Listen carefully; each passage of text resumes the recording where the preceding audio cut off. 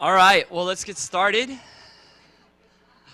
Why don't we go ahead and pray and ask God to bless our time as we get into this challenging topic, and just pray for the Lord to show us really how He would have us to use technology in our life and to be open, because I think there's going to be a lot of things where I think we can go both ways. We can either become really extreme in our approach to technology or be really lax. And so just to have a balance, I think, is what the goal is tonight. And so just praying for the Lord to show us that by the power of His Holy Spirit in each one of our families. So let's pray. Dear Heavenly Father, I pray you would come into this place, Lord, that you guard our conversations, Lord, guard our hearts, guard our minds. Lord, I pray that you would be glorified in everything that is said tonight, Lord. And Lord, that most of all, that the technology in our life, Lord, that it would draw us closer to you rather than away from you, Lord. That our primary desire, Lord, would be to know you better. In Jesus' name, amen. So, this whole conference, the whole point of it is to show you the benefits and also the dangers of what we're going to call new media. I want to give parents authority back in the lives of students. That's why we call it a parent-teen conference, even though there wasn't that many teens that showed up tonight. But a part of what I want to do is, for you as a teenager, is to give you an opportunity to invite your parents' authority into your life in this area. Because the reality is when we struggle with addiction, we need outside help so often. And what's going on in so many of our lives when it comes to our cell phones is we're addicted, and so we need that help from our parents while we're under their roof. And so that's kind of what I want to do. I grew up in a Christian home. I grew up in actually pretty extreme, I would say, when it came to media. Now, media in my day involved VHS players and 3 channels, actually 2. The 3rd channel, I had to get on the roof with the 25-foot pole and move the antenna so we could get channel 6 in San Diego, okay? So, and even then, my parents at that time, they had some kind of guidelines for what movies we could watch, what movies we couldn't watch, and I don't know about you guys, but I am thankful for my parents' influence on what I did and didn't watch. Because I think about if they would have let me watch some of the things that my friends were watching, it would have drastically affected, I think, who I was as a person psychologically. And so I think thinking back to your own childhood and how your parents safeguarded you from the media that's in the world, we need to think about that as we're moving forward in our phones. And so as kids, I know the last thing you ever want to do is have more restrictions on your freedom. But the reality is I more see it as an environment to succeed. So, now before I get too far, you probably saw the title of this message, which is Connected, the most connected and lonely generation. So for all you parents who are like, yeah, someone's going to talk about kids and how they're addicted to phones. That's not the truth, because the reality is for many years, I was noticing that kids seem to be inoculated to their phones. Parents don't. Kids, the newness of it wears off, where they're like, oh yeah, I'm around my phone all the time, I know how to use it. But often when I'm out in public, it's not the kids I see stuck in phones. It's the Gen X parents and the millennial parents and some even baby boomer parents that are still stuck in their phones. So today is not about just this younger generation. It's about all of us. All of us need to look at how are we using technology. So before we just kind of attack the next generation. So does anyone know what this current youth generation is called? Anybody know? Anybody know the title of it? Generation Z. Yeah, that's correct, right? So generation, you have Generation X, millennials or Generation Y, and you have Generation Z. Now, no Generation Z like the term Generation Z, right? Just like I don't think anyone likes the term of what they're called for a generation. But I read this book by Jean Twenge, and she called them iGen. And this is how she defined them. She defined them as born in 1995 and later, and they grew up with cell phones, had an Instagram page before they started high school, and do not remember a time before the internet. So if you're wondering, where do I fall in the generational ages. Well, baby boomers are from like the 1950s to 1965, and then you have Generation X, which is from 65 to 79. Now, Generation X, they're kind of known as the slackers. Generation X was the ones that really, they wanted to say teenagers longer. We're finding with Generation X, they're the latest to get married. They're getting married in their 30s and later. They're more about having fun and those experiences and things like that. That's kind of, that you had the grunge scene that came on during the Generation X. They were teenagers in the 80s and early 90s. Then you have millennials. We've been hearing a lot about millennials. I'm a millennial, 1980 to 1994. People just go, ugh, millennials. There's some good things about millennials. There's some not so good things about millennials. They're the most narcissistic, confident generation we've ever had. We're the result of, always getting participation trophies, always getting told you can succeed. Millennials, though, what's interesting is we are the most aware of the dangers of technology of any generation. Millennial parents are doing the best job of protecting their kids when it comes to technology, which is encouraging because they're the parents of tomorrow. Millennials are also one of the more charitable generations, but we're definitely very overly confident. She wrote another book called Generation Me. That's what millennials are known for. The next generation is from 1995 to 2012. So if you have kids who are born from 1995 to 2012, you'd be called iGen or Generation Z. iGen is the safest, most connected, and lonely generation in modern American history. 1995, what were you asking? The most connected and lonely generation. Technology is impacting us all, but iGeners more significantly. So I'm going to be taking an approach and addressing them kind of equally. So we'll be addressing all generations, but we're going to be really focusing in on this next generation. Now, as parents, we need to be careful not to judge one another when we get into this, because you'll probably look around the room and you probably see some kids are holding cell phones, some kids are not holding cell phones, and immediately as you're hearing things that I'm saying, you're going to be like, oh, yeah, those parents gave their phone. We need to take a step back. One of the books I read, he said, parents feel out of control, hopelessly overmatched by the deluge of devices, and we can't even count on one another to back us up.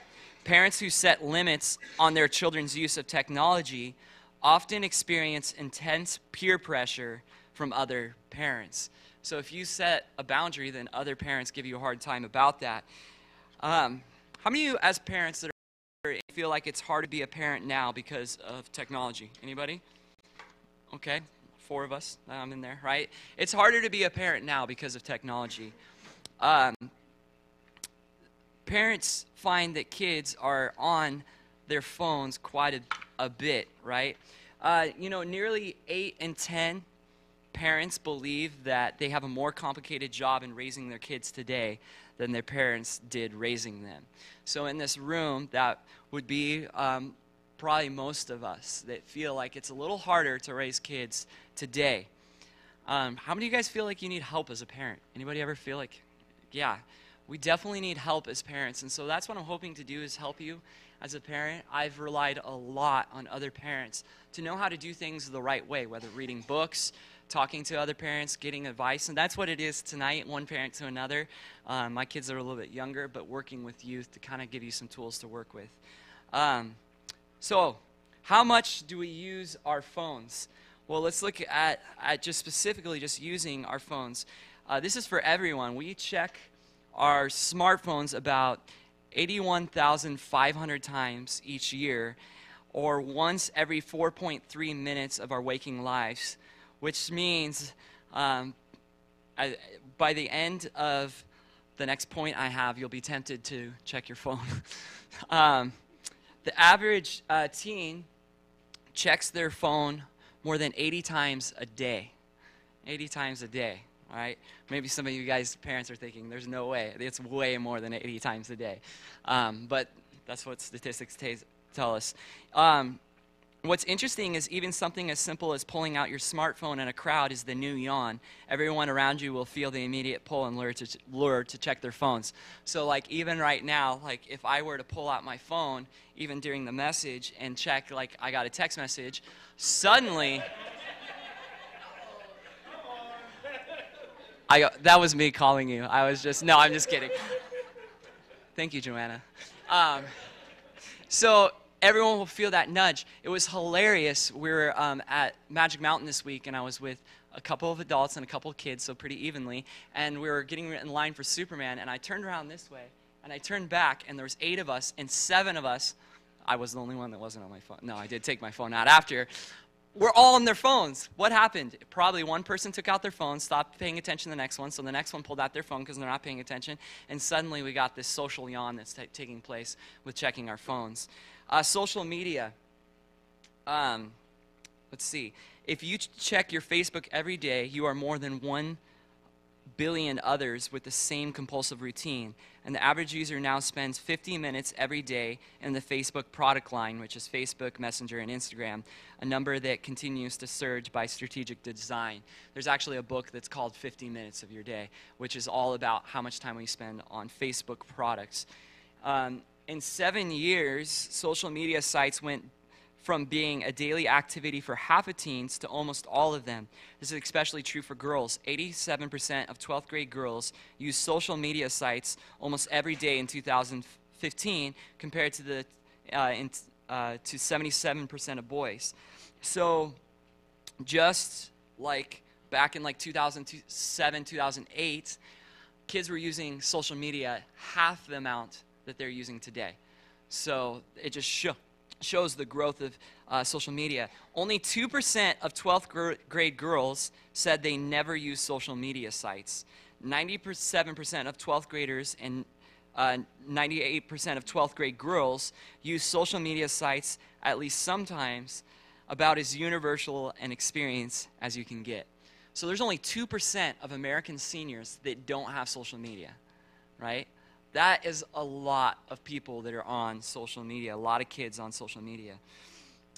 Totaling up how much kids use this, what we call new media, iGen high schoolers, seniors spent an average of 2.25 hours a day texting on their cell phones, about 2 hours a day on the internet, about 1.5 hours a day on electronic gaming, about an hour on video chat in the most recent survey. This totals to 6 hours a day with new media, and that's just during their leisure time. How much are the average? This isn't the extreme, this is not the low end, but the average 12th grade girl or boy is spending about 6 hours using new media. Now that's video games, that's a lot of different things, okay? 8th graders, still in middle school, were not far behind, spending 1.5 hours a day texting, an hour and a half a day online, an hour and a half a day gaming, and about a half an hour of video chat, with 5 hours total a day with new media. 12th graders in 2015 spent twice as much time online as 12th graders in 2006. I graduated in 2004. That means that teenagers today are using the internet twice as much as I did when I was in high school, which I think back to it, and I was using it quite a bit. So, which teens are using new media? The reality is everyone. And they're using it a lot. Is it too much? And the question is, will it have a negative impact? Now, I wanted to give you guys kind of an example of this. The question really comes down to is it dangerous, right? Is it dangerous? Now, with my kids, I have a lot of tools, right? And they started to help me around the house, right? They're using my drill, they're using my hammer. How do I know if it's right for them to use a hammer? Because I let them use a hammer. Any answers? Justin?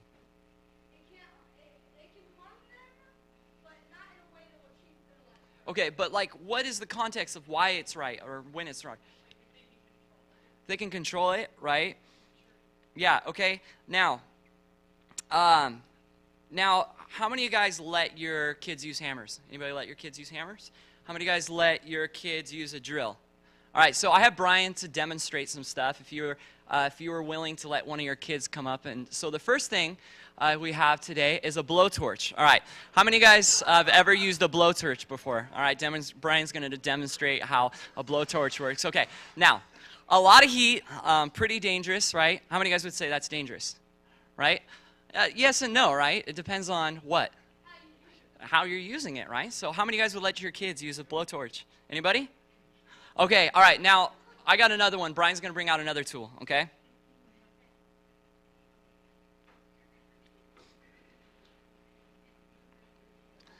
I'm not going to actually let anyone. So, now, how many of you guys have chainsaws at home? Anybody have a chainsaw at home? All right. All right, now. How many of you guys would be okay with your kids using a chainsaw? Anybody?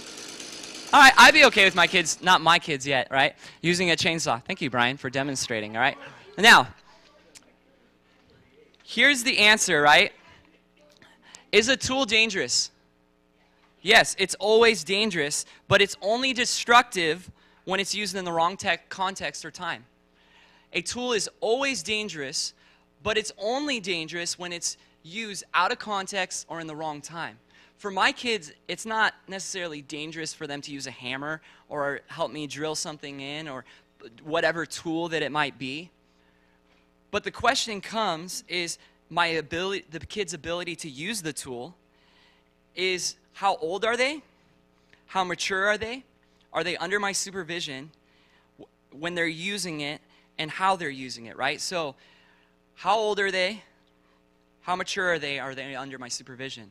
You've given your kids the most dangerous tool that has been known to man in the last 500 years. Can be used so much more destructively than a chainsaw ever could. But have you thought about how old they are, how mature they are, or if they're using it under your supervision? This doesn't have to be destructive. It doesn't have to be destructive in their lives, but we're seeing that teens, it's very destructive because it's being used without being taught how to be used and without any supervision. I wouldn't just let my kids go into my tool shed and just start using my tools. They're going to be able to use my tools. I want to teach them how to use tools, but we need to think about that. The essential question we must constantly ask ourselves in this quickly evolving age of digital technology is not what can I do with my phone, but what should I do with it? That's the question I want us to ask. What should I do with my phone? Not how many apps can I put on it, how much storage can I put on it, but what should I be doing with it? Now, many phones are water resistant, right? But you probably shouldn't try to pour some water on it to see what it can do, right? Just because it can do something doesn't mean it should do something. This generation has the unique task assigned of it of discerning what the new media are really good for, and that meaning also what they are not good for. If they fluff it, generations after them will pay the price. So just like so many tools, using the tool in the wrong way or in the wrong purpose is seriously dangerous. So the first question is, has new media changed iGeners? Around 2012, this is Jean Twenge in her book iGen. She says, I started seeing large abrupt shifts in teens' behavior and emotional states.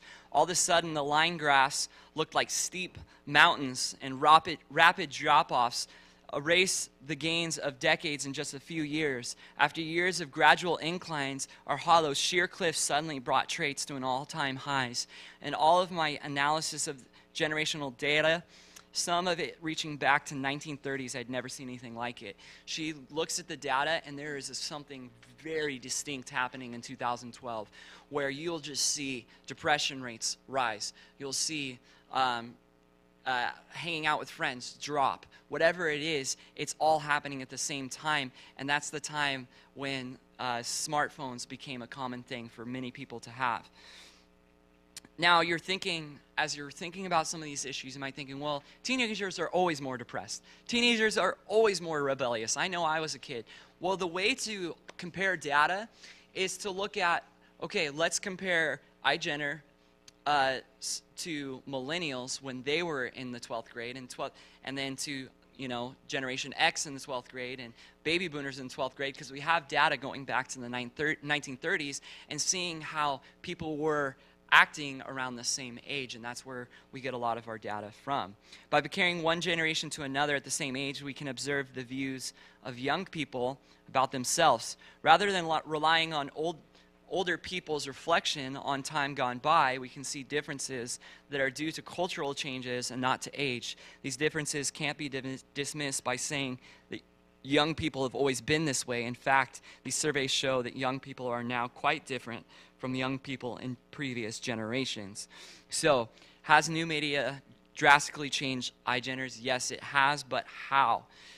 There's one that I wanted to look at to start off with, and that is they're growing up slower. They're growing up slower. How many of you guys have ever felt like kids are growing up too fast these days, right? Anyone ever felt like that? They just, the average age that kids see inappropriate material online, is age 6 now. And you're thinking, kids are just growing up too fast these days. Well, studies have shown that this generation is less likely to have sex, to get pregnant, to go out with friends, to get a license, to drink, to do drugs, to get summer jobs, or get an allowance. They're not doing what these things that maybe some people would think of, these rebellious things. Adolescence is now an extension of childhood rather than the beginning of adulthood. When you think back to, for us as millennials, or if you're a Generation X, all you wanted to do was not be an adult and be a teenager as long as you could. Go out with your friends, have fun, whatever you want. Now, for this generation, it's not, I want to be a teenager as long as I can.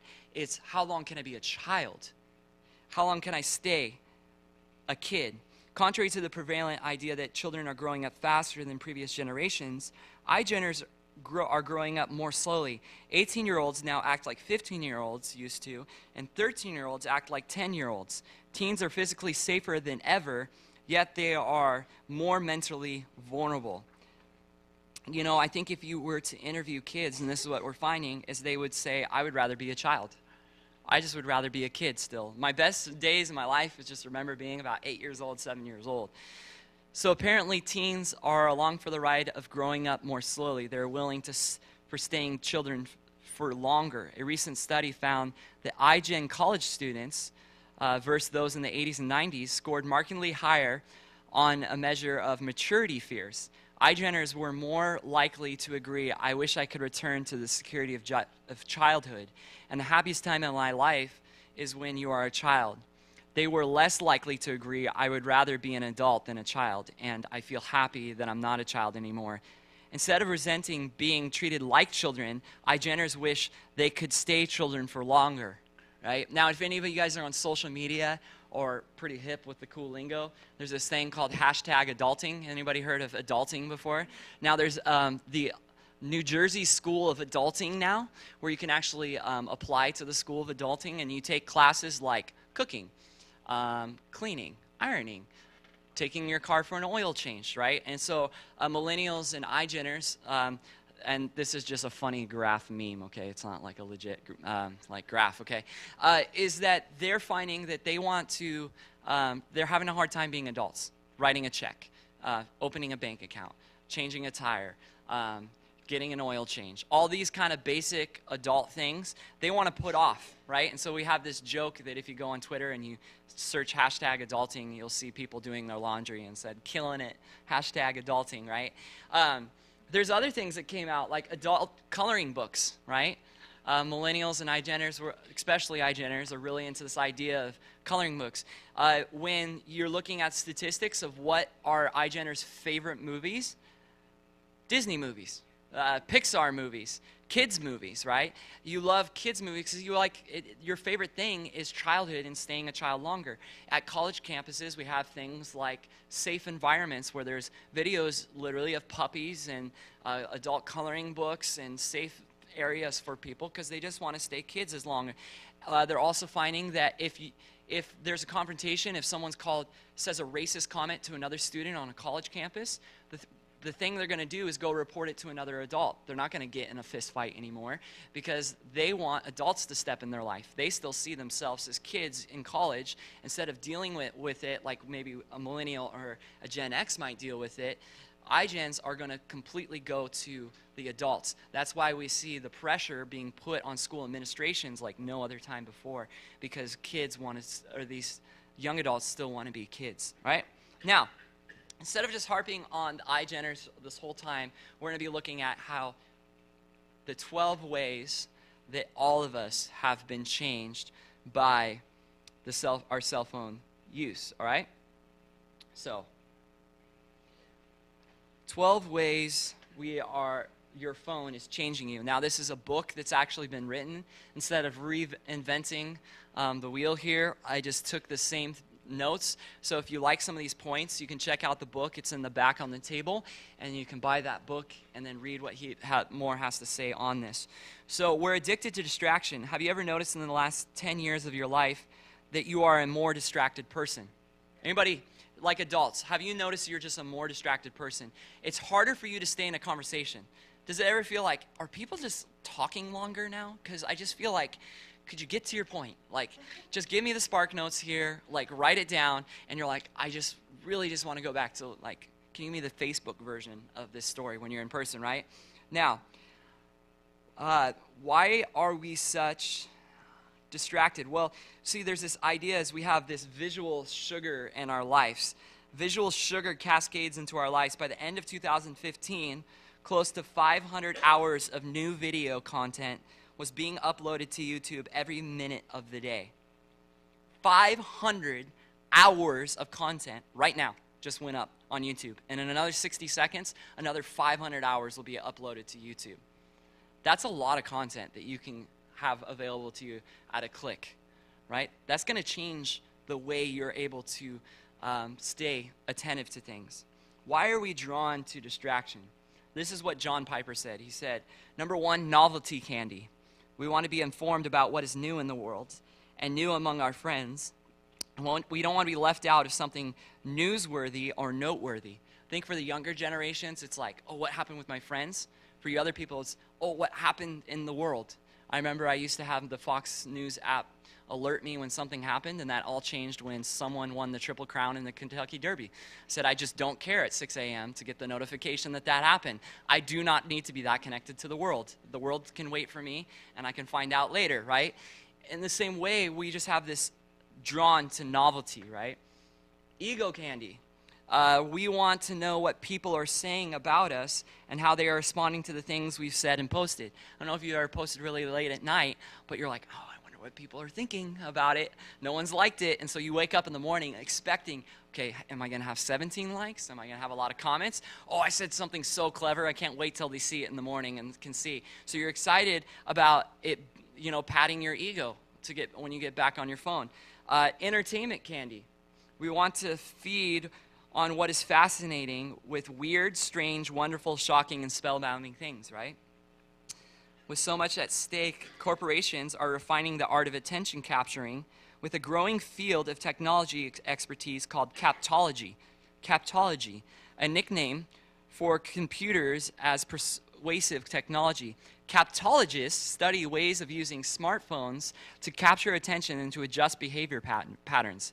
One trick works like this. The more I like and click online, the more precisely web algorithms feed me images, ideas, and products tailored to my previous engagement.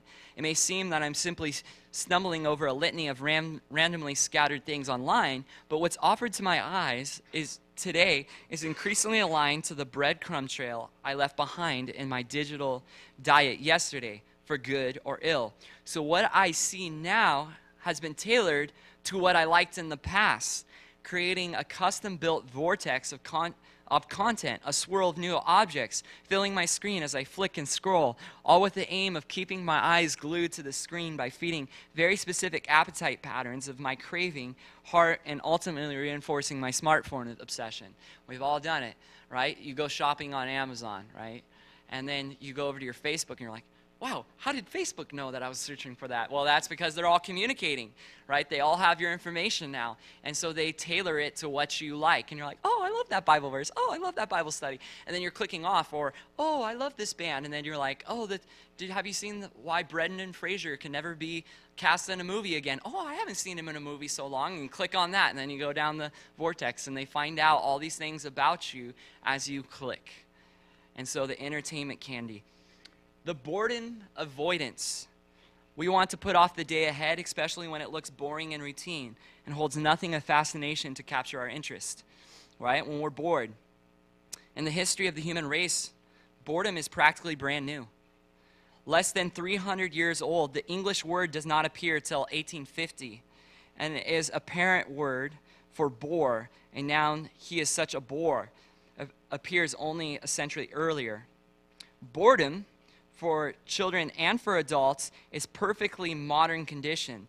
The technology that promises to release us from boredom is actually making it worse, making us more prone to seek empty distractions than we have ever been. In fact, I've come to the conclusion that the more you entertain children, the more bored they will get. Now, I'm gonna speak candidly as a parent. There was a season in our lives where TV became a big thing for my little ones, right? And so they were watching quite a bit of TV, way too much now that I look back on it, probably 2 hours a day, right? Now, what I found is when I turned off the TV immediately, what happened? I'm bored. What can I do? I don't know what to do. And I was finding with my kids, because I was constantly putting something on the phone when we're in the grocery store, putting something on in the car, putting on something, and using the entertainment babysitter all the time, they were getting more bored all the time. And I found even in my own life, the more that I'm using social media, the more I'm using my phone, the more bored I get with the mundane. We need to be able to learn how to deal with the mundane. I don't know if any of you have been on a physical diet, but there's a season where you stop eating sugar where it's really hard. But after a while, when you're not eating sugar, sugar becomes so much sweeter, and it almost becomes sickening. You need to have that with boredom. You need to have your kids experience boredom in their lives. Because if they don't experience boredom in their lives, they're going to be constantly trying to entertain themselves and catch up. Responsibility avoidance. Responsibility avoidance. We want to put off the burdens of the roles God has given us as fathers, mothers, bosses, employees, and students. You know, technology makes it hard to be focused on anything. Work especially, studying especially. One girl said, I spend so much time on Instagram looking at people's pictures, and sometimes I'd be like, why am I spending my time on this? And yet I keep doing it, said Melinda. If I go on my phone and look at Snapchat, I go on it like an hour and I lose track, noted Riley. The minute I start my homework, I have to have my phone by me to see what my friends are texting. It's like someone constantly tapping you on the shoulder and you have to look, said Sophia. They like to stop, but they feel like they can't.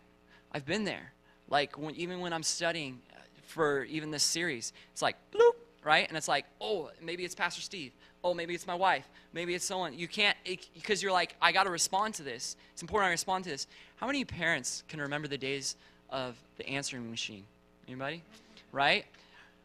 You left home, you went to work, and if you didn't have a work where they could call you, they would leave a message, and you'd call them back at night. Now we're like, you didn't text me in 2 hours. Why aren't you texting me? Just take a step back for a second here. Take a step back. Has something gone wrong that we need to be that connected, right? Maybe some things it's nice, some things it's bad. But listen, when we're supposed to be working, technology can distract us too. It can, especially for studying. I read in another study that for every hour that a college student is studying, they're spending 20 minutes distracted with new media. It's hard. The only thing they can do is turn off their phone. It's literally the only thing. Put it on airplane mode. The next thing is hardship avoidance. We want to put off dealing with relational conflicts or the pain, disease, and disability in our bodies. So these are the 6 reasons that we get distracted. Another reason, a way that this phone is changing us, is it causes us to ignore flesh and blood, the people that are right in front of us. iGeners online friendships have been replaced with offline friendships. Activity after activity, iGeners are less social than millennials, Gen Xers, and boomers were at the same age. The number of teens who get together with their friends every day has been cut in half in just 15 years, with especially steep declines recently. This might be the most definitive evidence that iGeners spend less time interacting with their peers face-to-face than any previous generation. It's not just parties or craziness, but merely getting together with friends, spending time hanging out. Kids are just not hanging out face-to-face anymore. The time has completely dropped off. If you look at the statistics of, say, a kid that is a millennial just maybe 7 years ago, they would hang out with their friends a couple hours a day. Now they're not hanging out with their friends at all. It's dwindling down to maybe 1 hour a week. Athena has spent a lot of time by herself lately. After a summer of Netflix, texting, and social media, hold her up in her room. She says, my bed has like an imprint of my body. And if you think about it yourself, if you had the opportunity to stay home and not have to put makeup on, not to have to get dressed, just chill, watch some Netflix, just rest, take a nap, what would you choose? I would choose that too, right? It takes work to have friendships and to go out. And so kids aren't going out as much. Another way that we ignore flesh and blood is texting and driving. Texting and driving is causing a lot of problems. Tony Rink, in his book, We Ignore Flesh and Blood, said texting and driving is such a commonplace habit that stats are now canonical. Talking on the phone while driving a vehicle makes you 4 times more likely to get in an accident, but texting while driving makes your chance of crash 23 times more likely, assuming a driver never looks up in the average time it takes to send a text, which is 4.6 seconds. At 55 miles per hour, he blindly drives the length of a football field. So if you're driving normal speed down the road, you send a text, you've gone the distance of a football field without not seeing the road. So we drive, our phones ping, our brains, we get a shot of a dopamine, and very often our decisions express our own neighbor negligence. We assume we can ignore the people we see. We assume we can ignore the people we see in order to care for the people we don't see. But that idea is all twisted backward. That's what happens when you text and drive. You think it's more important to answer whatever person because you're waiting to get back to them. But then you're forgetting that those people that are around you in cars are all people too. You have a responsibility to your neighbor, to your community, to wait to use your phone. You ignore the needs of others. We can ignore the people in our community, on the street, in the store, because we are so wrapped up in our phones. In the digital age, we're especially slow to associate with the lowly around us. Instead, we retreat into our phones, projecting our scorn for complex situation or for boring people. In both cases, we grab our phones. We are a sense of superiority to others, often without knowing it. How many of you guys remember cliques in high school? You remember cliques? Remember hating those? Right? If you're on the outside of the clique, right? You want to get in, but what you do is if you don't want to talk to that annoying kid that's just on the outside, you just kind of turn your shoulder, go find someone else to talk to, do that kind of thing. We can do it with our phones when we're in awkward situations, and this is what's kind of scary for iGeners. They can just simply, a kid they don't like, they can just pick up their phone and act like they got a text, or check their Facebook and ignore them, and then they don't have to deal with awkward situations anymore. Kids don't have to deal with awkward anymore. The cell phone has taken away that. But that's going to affect how they are going to be in the workplace. That's going to affect how they're going to deal in their families. Another way that we ignore flesh and blood is conflict, online conflict. Anonymity causes unusual aggression. You have to look no further than YouTube comments section to see people say horrible things they would never say to face in person, right? You look at YouTube contents and it's like the scum of the earth has got YouTube accounts or something. But it's not. It's just normal people who say horrible things because they're behind a username. Stop and think. When you go to comment something, and this is for adults too, because I think adults actually are worse than teenagers about this.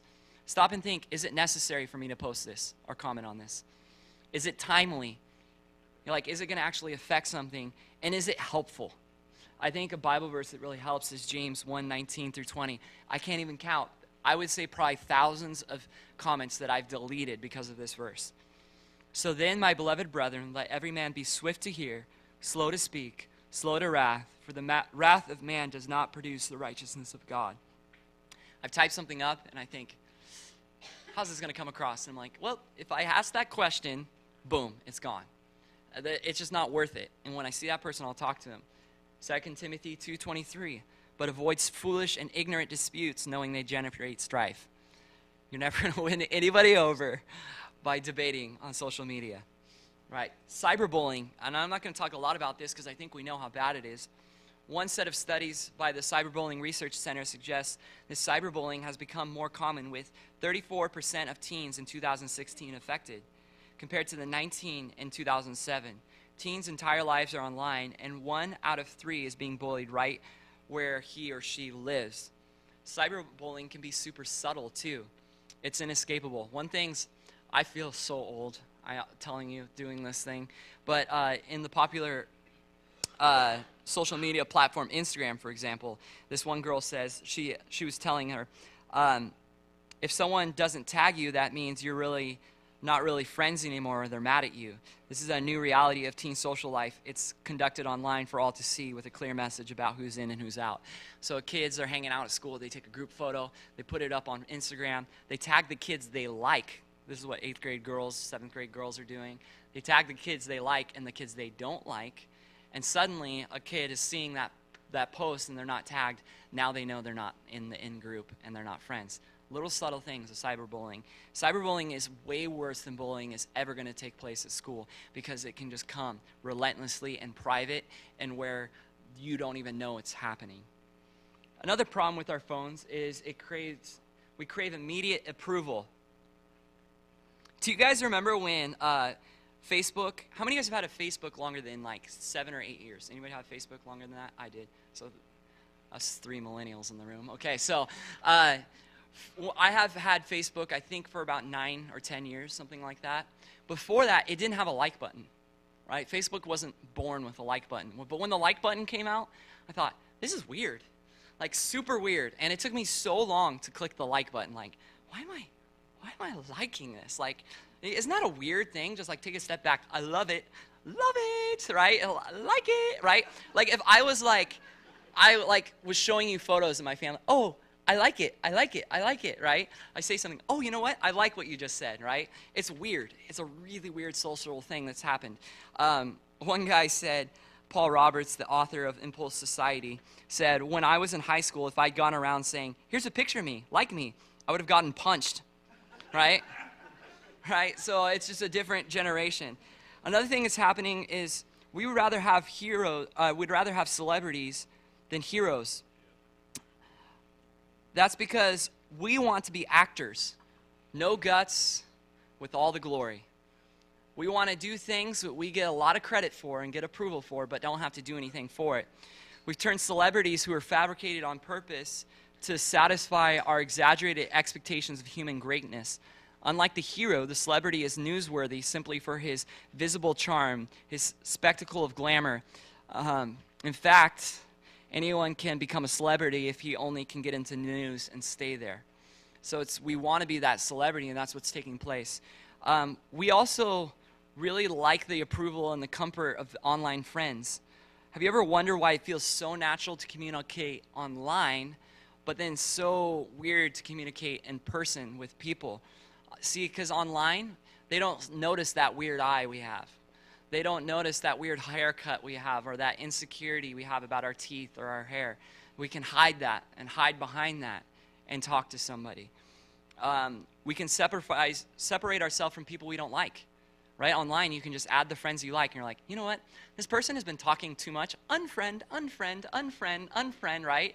Oh, they talk way too much about their cat. So annoying. They put clothes on their cat. You're not my friend anymore. I don't have to listen to you, right?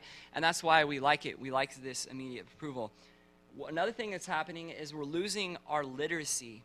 New media has enhanced reading. It really has. How many of you have been benefited from new media, like smartphones and stuff, in your reading? Anybody? I know I have, right? Matt Cotman, who used to be our missionary, he suggested one of the books that were in here and sparked this, okay? I just read like 600 or 700 pages because someone suggested a book, right? So it helps with our reading, but it also is a detriment to our reading. We are too distracted to feel comfortable to sit and read. One study installed a program on college students' laptops to take a look at a screenshot every 5 seconds. The researchers found that the students switched between tasks every 19 seconds on average. More than 75% of students' computer windows were open less than 1 minute. This is a very different experience from sitting and reading a book for hours. You know, for me, growing up, and the way that my psychology has been changed, is I grew up in the era of personal music, okay? So where I could have an iPod, right, or some kind of, it wasn't an iPod. I started with a Walkman and then mini disc player, and I've seen it grow. But I was able to have headphones on and listen to music by myself. What that caused is for me to have music in my life all the time. So when I study for like the session, I listen to music at full volume, and it helps me lock into reading. And why? Because in my subconscious of who I am as a person, I need to be slightly entertained at all times to be able to focus. Because I feel myself drifting off, and music keeps me locked into where I'm at. It's just it's a side effect of me growing up in the generation I grew up in. We're all products of skimming. Studies have shown because we spend so much time skimming through information in our feeds or shopping online that it transfers to when we go to read Kindle or to read our Bibles online. It's not the medium that's the problem, it's the conditioning of how to use that medium that's the problem. With digital text on our phone, we are conditioned to skim quickly. With a printed book in hand, we naturally read it more slowly at pace realistic for retention. Simply put, if you want to internalize a piece of knowledge, you've got to linger over it. But we've been trained not to linger over digital text. Does that make sense to you? So you've been trained to go through your Facebook feed to see if it's something you want to read. You're like, oh, that's not interesting to me. Oh, that's not interesting to me. And so then when you translate that into a kid reading a book online, they're going to skim through it. Oh, that's not interesting. But when it's a book, they know they have to accomplish something. They need to sit down and settle in. Tripoli, pastor and Christian rapper, said, the more I spend time reading 10-second tweets and skimming random articles online, the more it affects my attention span, weakening the muscles I need to read scriptures for the long distances. We feed on the produced. We are always producing out of impulse because we want glory. There's an interesting girl, I bet some of you younger girls might know of her. Her name was Asena O'Neill, and she was a famous Instagrammer. She had 500,000 followers. And actually what would happen is companies started sending her dresses, and she would put on a dress and take a normal selfie. She's this beautiful model-like young girl, 16 when she was doing this, and they would pay her $200, $300 to post it on Instagram because all the other girls that follow her will start buying it and clicking on it, right, and sharing it. And they've actually shown that kids, this is on a side to what we're talking about, are going into debt $3,000, $5,000, $6,000, $8,000 to buy new bikinis and other things to be able to take pictures on Instagram, to be able to keep up with it because they're trying to make a living off being on Instagram. Anyway, she ended up getting rid of her social media, and she quit it, and it was a big deal. She said, I spent hours watching perfect girls online, wishing I was them. Then I was one of them. I still wasn't happy, content, or at pace with myself. Social media is not real life. Her photos, which look like casual snaps, actually took several hours to set up to 100 attempts to get right. Caring about number of followers, she said, suffocated me. I was miserable. So this is a problem. We are too quick to take out our phones and take a picture of everything we experience, right? If you go to the Grand Canyon, I guarantee you'll use your smartphone, right? Because you're going to take a photo of it and you're going to post it online. Why? Because that's how we experience things in our culture now. But we find that there's a problem where it doesn't become real life, and we have to get it perfect. We don't just take the photo like we used to for our Polaroids. We take it perfect so that it gets as many likes as we possibly can, and we're wasting time with our families and our friends taking 70 shots of it. Another thing is what's scary, and this was like really scary to me, is that taking photos on our smartphones, I mean, it's crazy. I probably have maybe 10,000 photos of my children, I'm guessing, easily, right? It's changing the way we have memories. What if point-and-shoot cameras in our phones make us less capable of retaining discrete memories? One psychologist calls this camera-induced amnesia the photo-taking impairment effect. And it works like this. By outsourcing the memory of a moment to our camera, we flatten out the image or the event into a 2D snapshot and proceed to ignore its many other contours, such as context, meaning, smells, touch, and taste. So you think if I take a picture, I'm going to remember it better, but what you're really doing is you're converting it into a 2D memory, and you're forgetting what the smells, the taste like, what the air felt like. It removes that. What they said, the best way if you ever really want to take a memory down is to journal it, and journaling is the best way to take memories. Anyway, we become what we like, right? The more that we like things, right, we like when people keep things short. And so then when we get in conversations, what do we want? We want the short version of it, right? This is the one that I really want to speak to is we're getting lonelier and lonelier. This is the most lonely generation. Everything in our generation has moved from communal to individual, hasn't it? Think about it. Everything is moved from a communal experience to an individual experience. When it comes to music, example, this technological trajectory is even clearer.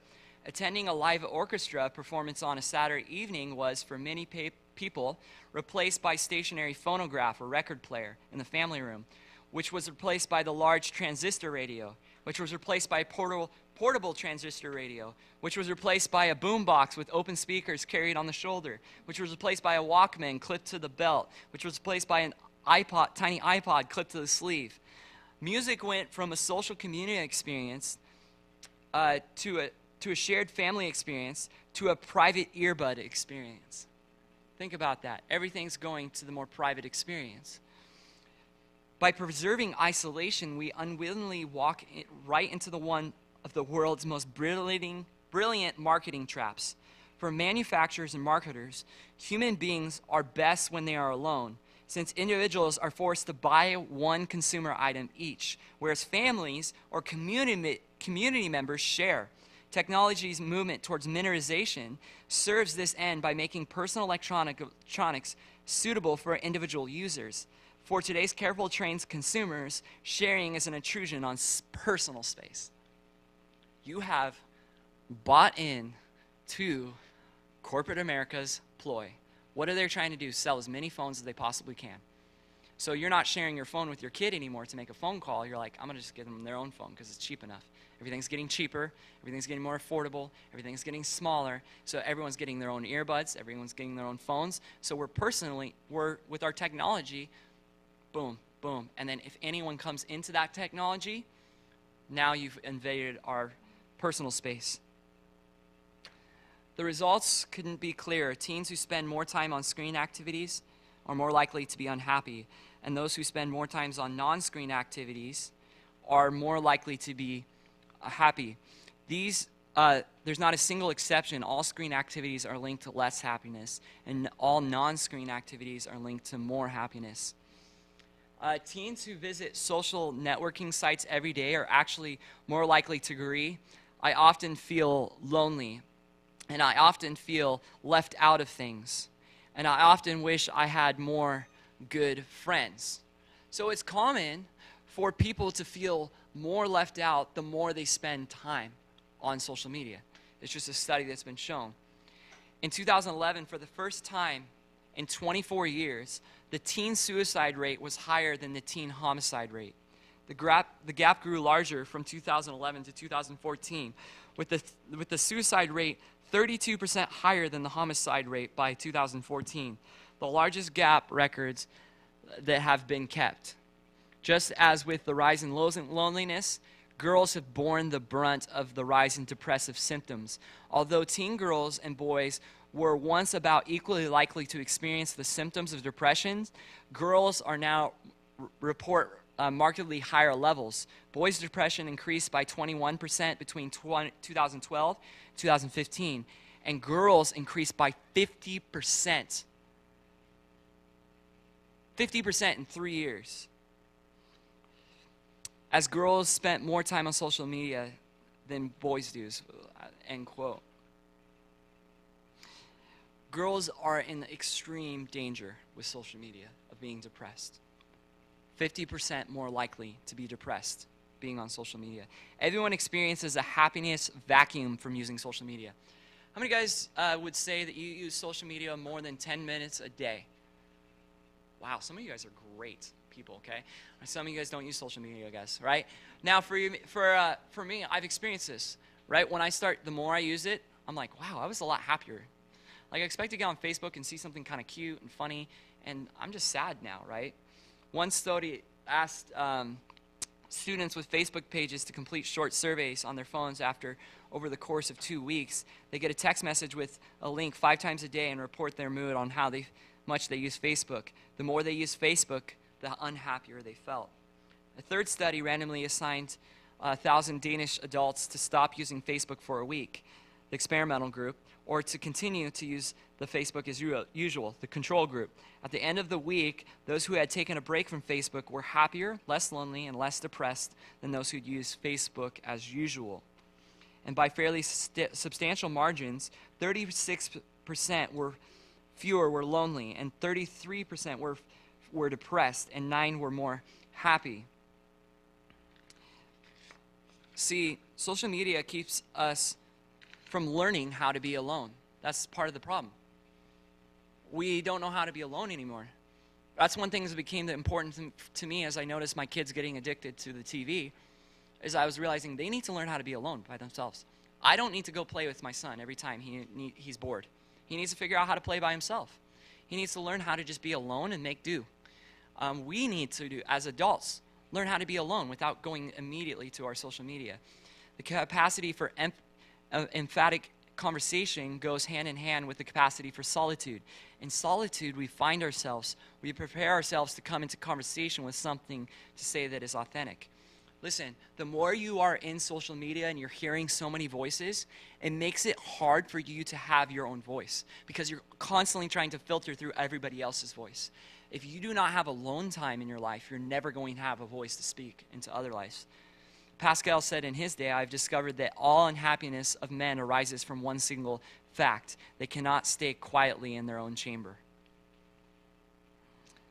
We can feel less alone while using social media and we're surrounded by friends, but why do at the same time we feel so much more alone?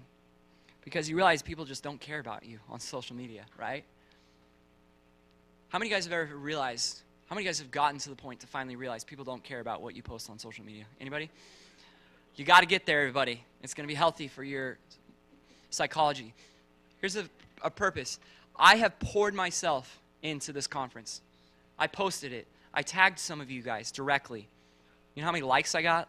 Like 6, 7, right? You know how many comments I got? Maybe like 5 or 6, right? It's something I'm passionate about. A couple months ago, me and my wife got in a debate what kind of coffee table to use, right? I took 2 pictures of the coffee table. 256 likes, 86 comments. It's blowing up. It's going viral, right? I run into kids in Borrego Springs. Hey, which coffee table did you pick? Right? I post things about my kids. I post things about my relationship with the Lord. People could care less about what's really in here. All they care about is the superficial things that are candy, that are entertaining, that get them. That's why you feel alone, because you're really not with friends. And I want you to remember this as you give your kids a phone to keep them quiet for a while or give them an iPad. You're secluding them. You're teaching them to say, hey, I need you to be quiet and be alone and more lonely. You need to suck them out of that as parents. Help them pull themselves out of that. Get them in contact with other friends.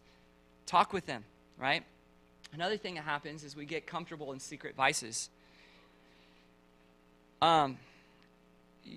You might have been expecting to hear this the whole time. Dangerous things that happen on the internet, right? Right? That's what we all think, right? We're probably thinking in this conference, there's human trafficking and all these dangerous things happening, right? And so that's what you think, oh yeah, that's what Ryan's going to talk about the most time. No, I'm not going to, but I feel like if I don't talk about it a little bit, then I would be missing it. Streaming into our homes and onto our phones, accounting by the most widely estimate, for 30% of all internet traffic, pornography provides and portrays a world of sex that is easy. So 30% of the internet is porn. 30%. That's a lot, all right? Now, if we just build our families on keeping the bad stuff out, we failed. If you think all your job to do is just put a filter at home, then you lost it. The point is not just to keep the bad stuff out. It's to teach your kids character, to teach them how to make right choices. Because the reality is when they leave your home, there's not going to be a filter there. And there's always a way around it. So we need to teach them character.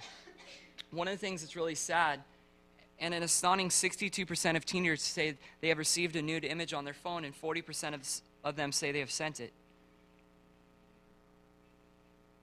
That means that you have like 40 kids, 50 kids at the high school here in town that have done that. I've known kids in the youth group that have done that, and their lives have been forever changed and devastated from it. And usually what it is it's in a private snap or something like that, and it gets screenshotted, and they think my boyfriend will love me forever. And they realize, whoa, we didn't stay together. They break up, and the boyfriend's bitter, so what does he do? He starts sending that around to all his friends, and now it's gone around. Now the reputation of that girl has been lost. You remember the whole Ashley Madison hack, right? One of the things that was really sad about that was there was 23 million people that were lost in that, or were found out in that hack. Now, if you don't know what that is, you can come see me later. But one of the things that was really disturbing is 20.3 million of those accounts were men. You want to guess how many were women? Only 1,500. They're thinking, oh, I can anonymously have this experience. But the reality is, it's all a lie for marketing. It's all about money. See, the consequence of technology is this, is we think that we can anonymously have these vices without any future consequences, but as with data leaks, we're finding that that's not true. As one person said, your phone is not your lover. It is not your best friend. Don't treat it like it. You know, the internet is much like concrete. Once it's set, it's going to stay that way, right? Once it's sent, it's going to stay that way. Another thing that's happening with our phones is we're losing meaning. Learning about everything makes everything seem common. If we try to stay current, however, we will grow weary because the accumulated libraries of wisdom have no end, and much study is much weariness of the flesh. Lacking self-control of the volume of our data ingested introduces burdens that our physical bodies cannot carry. We don't engage with digital content simply to keep up or to be informed or to connect. Instead, we plug our ears to the noise of novelties so that we can identify the meaning, embrace the truth, goodness, and beauty. There's really good stuff out on the internet. There's really good stuff on the internet. You need to teach your kids to find the good stuff and not just listen to the noise all the time. You know, people will come up to me, did you hear about so-and-so? Isn't that so sad? Sometimes I wonder if God designed us to hear about every single tragedy that happens in the 7 billion people around the globe. You know, is the body really built for that? You know what I mean? But we binge on it, like Fox News. Oh, this happened, this happened, this happened, this happened, this happened. As teenagers, oh, this happened with this friend, or this celebrity, or this, and this tragedy, and it's just really sad where we go. FOMO, right? Anybody know what FOMO is? Anyone want to tell me FOMO is? Right? Fear of missing out, right? We fear missing out, right? FOMO, fear of missing out, anxiety that has an anxiety or interesting event may be happening elsewhere or often aroused by posts seen on social media website, right? Now, I get FOMO all the time. You know, one of my friends go golfing, take a picture golfing, and I'm like, oh, man, why didn't you invite me, right? You know, it's just that, like, oh, I didn't get invited. Why didn't I get invited? Why? Because you find out what all your friends are doing, right? One of the types of FOMO, the first one that I see is news FOMO. To have you just need to know what's going on in the world all the time. And if you missed out on it, then you're not current, because that happened 6 hours ago, and you didn't know that happened yet, right? Affirmation FOMO, right? The one pastor said that he stopped, he took an internet fast, and the thing that he missed the most was the affirmation. He realized that he was loving all the comments he was getting on all his posts and the likes, and that the thing he missed out most was the affirmation. FOMO during tragedy. When a sense of pain or suffering hits, we turn to our phones. By turning to our phones, we exasperate the pain, explains Pastor Matt Chandler, a survivor of brain cancer. Imagine someone enduring prolonged suffering or depression, sitting at home in his or her pajamas. You crawl into bed, you grab your phone, you start scrolling through your Instagram account. Here's what you find. Everybody's marriage is awesome. The kids are incredible. They're counting their money, and they don't struggle at all. There's no pain. There's no sorrow. And here you are in your trial. You eat a whole gallon of ice cream watching a series on Netflix, and you start to resent them. You start to grow in anger against them. Really? Me, Lord? I'm enduring this trial? What about them? In your trial, your insidious, wicked heart will be exposed, and comparison is how it plays itself out. You know, sometimes when you're sick or something, getting on your cell phone for Facebook is the worst thing you can do. And this is another thing that I have to mention is that what's on social media isn't really what's going on, is it? You know, it's just our best moments, right? I have a couple friends that I really appreciate that all they post is their worst moments, and they're going against the culture change. But for the most part, we're posting our best moments. we become harsh to one another, right? You know, we actually invite this judgment. And that's Asena O'Neill, who I talked about earlier. She says it's purely contrived images and edited clips ranked against each other. It's a system based on social approval, likes and dislikes, validation and views, success and followers. It's perfectly orchestrated judgment. You're asking for the judgment. That's what you're looking for when you put something up. You're saying, judge it. What do you think of it? You think about that every time you put something on social media. You're thinking, like it. What do you think of it? I want to know what you think. Ugh. Makes me kind of sick to think about it. I'm probably not going to post for a couple of days now, right? Our culture is looking something to be angry at, frustrated, or outraged about, one person said. We thrive on pessimism. We want to be accurately aware of the brokenness of things and others, and that reveals something about us. God help us. But in the light of this, should not Christians be annoyingly optimistic? We mourn with those who mourn. We weep with those who weep. We are people who are easily heartbroken, but not easy to whip into a frenzy. So, once again, we can become harsh to one another, judging too harshly. Last point is we lose our place in time. How many of you guys have ever lost track of time because of your cell phone? Oh my word, it's the worst, right? Or your computer, whatever you're on. We live in technology-driven culture, and we're conditioned to reflexively respond to breaking news in our feeds rather than to reflectively connect our past with our endless future. How many of you guys respond right away to your phone? This is a rhetorical question, but respond to the buzz in your pocket or the beep when you're with somebody else. You know? Life online is like whiplash between deep sorrow, unexpected joy, cheap laughs, profound thoughts, and dumb memes. Our social media feeds give us what is sometimes riotous, sometimes amazing, sometimes dizzying, and sometimes depressing. But this disjointedness is something we have welcomed on ourselves. Think about that as you go through your social media. Just found out someone has cancer. Next thing. Cat meme. Next thing. What a person ate for lunch. Someone just checked in to get their hair cut. Someone just got a flat tire. Someone's taking a picture of them on a vacation. Someone's posting pictures of, their pimples or whatever it is, right? And how many emotions do you go through, right? What does that do to you as a person, right? What does that do to you as a person? You know what it does is it causes you to become desensitized to what's going on in your friends' lives. And then it transfers over into real life conversations. Because you have to. You can't just sit there and cry when you read something and then go to be happy, right? That's what it's doing to us. This is what social media is doing. It's a part of it. So we also lose our place in time, right? And I wanted to show an example of this.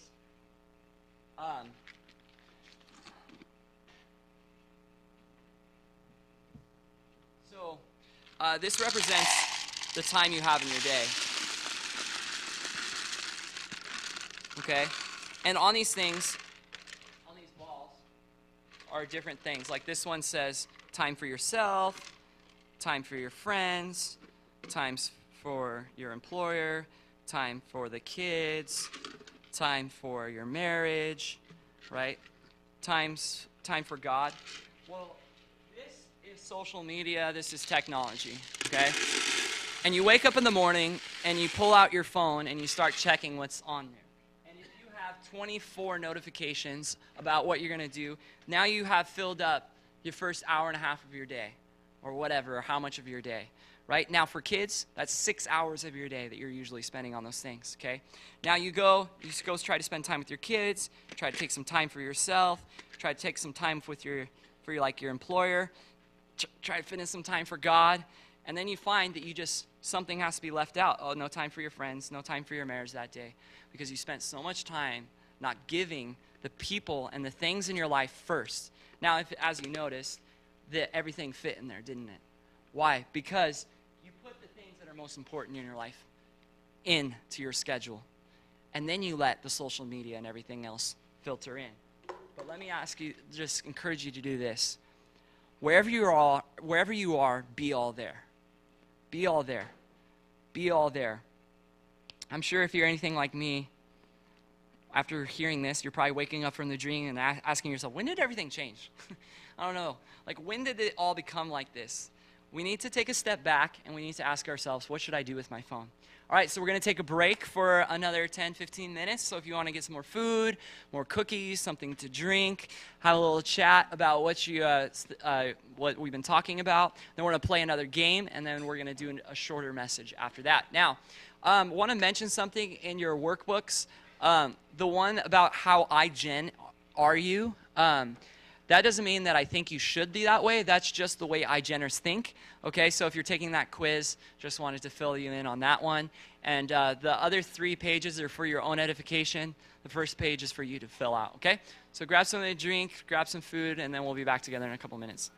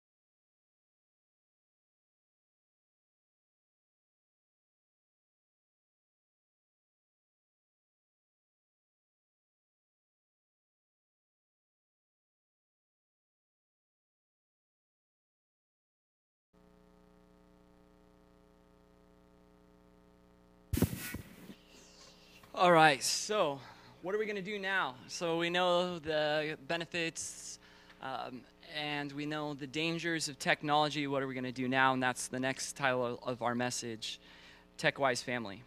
In your packet here, I had you guys write down what the usage of your phone was. I hope you did your homework. It was the only homework, one page.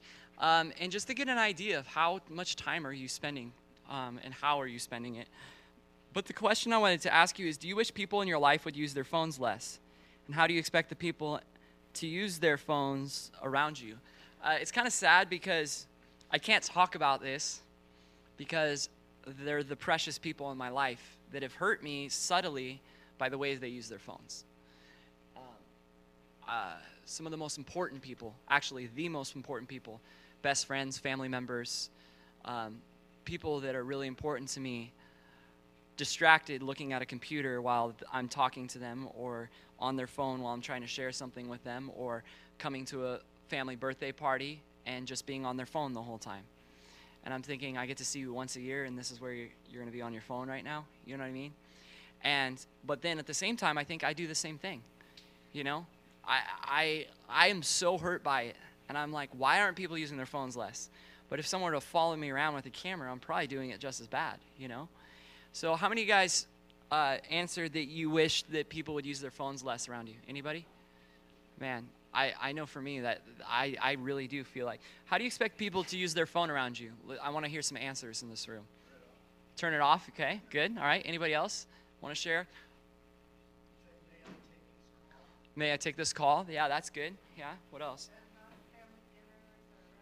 Not family dinners or restaurants. Okay. Yeah. Anything else? Not text while they're talking with you. Anything else? Anybody else have anything where they wish?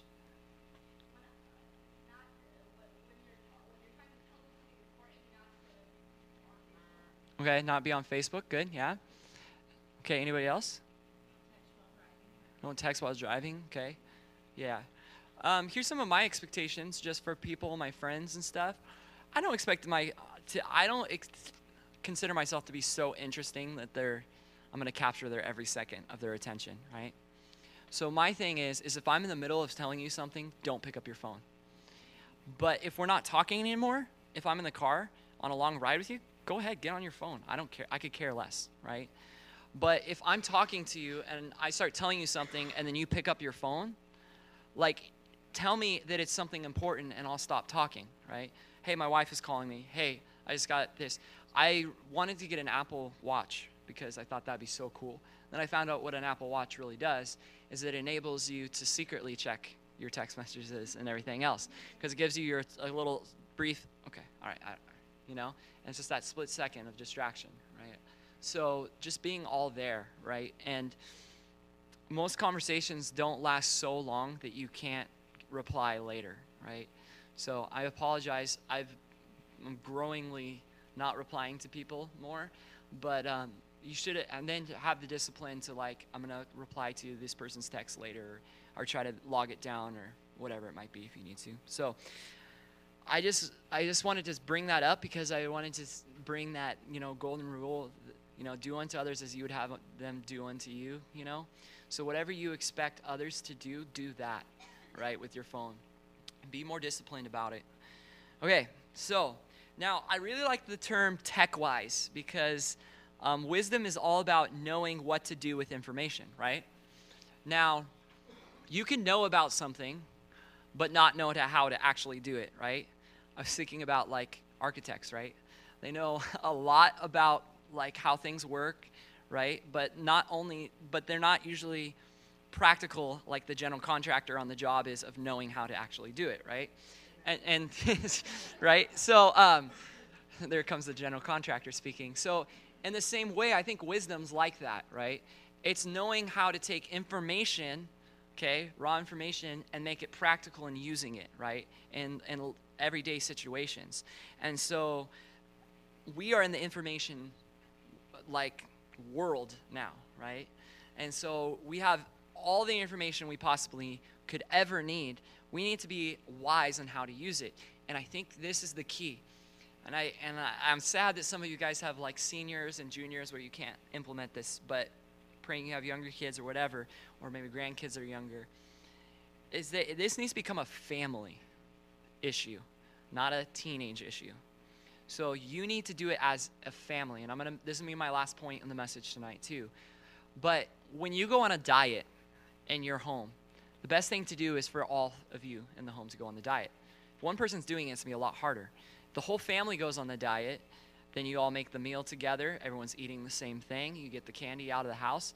You need to go on a family phone diet together, where you as adult are committed to the same thing you're asking of your teenager, right? Give them more attention, right? Give them what you're asking of them, right? And when it becomes a family thing, you start teaching kids how to be communal, not just simply individual in that. So we need to teach our kids to become more communal people, right? So learning how to talk with others, how to interact. You're thinking, well, they go to school every day. Yeah, they're hanging around a bunch of other kids who don't know how to interact. They need you, who have had years of training of awkwardness and horrible experiences, to be those who are creating a family to raise them up, to learn them how to be more communal. So one of the things I want to talk about is freedom in your parents. Trust them. You need to trust your parents, kids, right? Now,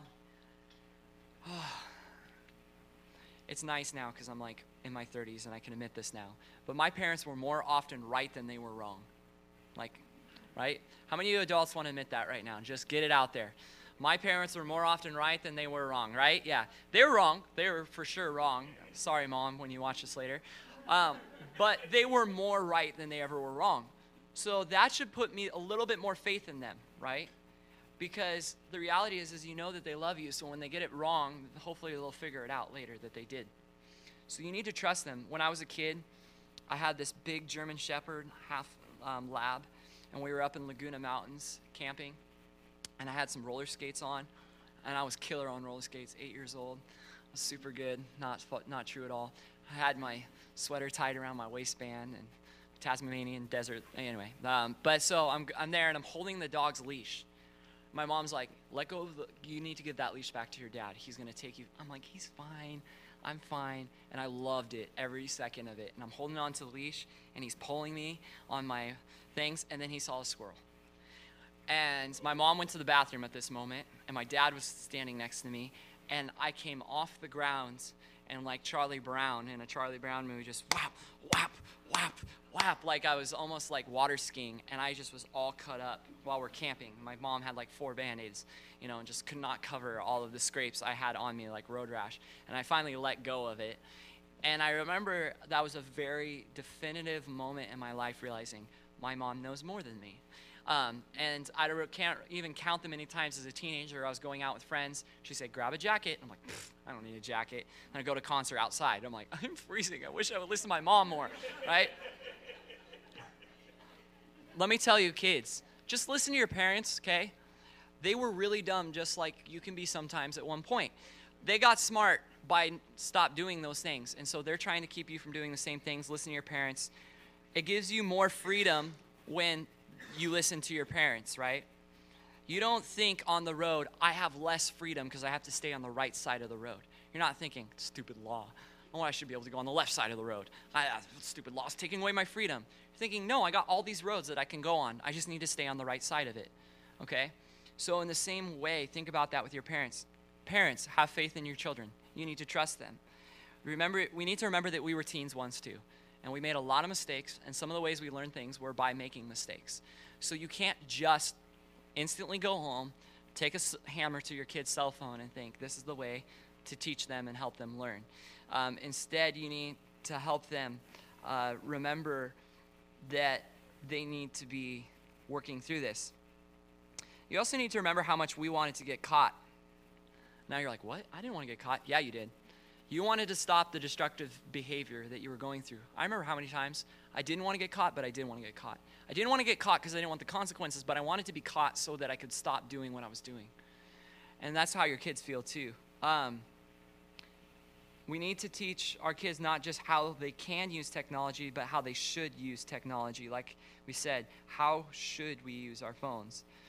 I want you to know that there is better for your family. Sometimes we are so comfortable with doing nothing that we don't realize we'd be happier doing something. Often, I think technology trains us to do nothing, right? It's nice and quiet in the house. Man, car rides are a lot quieter with my kids when I use my DVD player, right? But we're a lot happier when we're talking together, singing together, playing games together. That takes work after coming home, after a long day. We need to learn to put technology in its proper place. John Piper said, over time, you can watch something wonderful happen. You can see overweening fascination give way to sober usage. You can watch a toy become a tool, a craze become a coworker, a sovereign become a servant.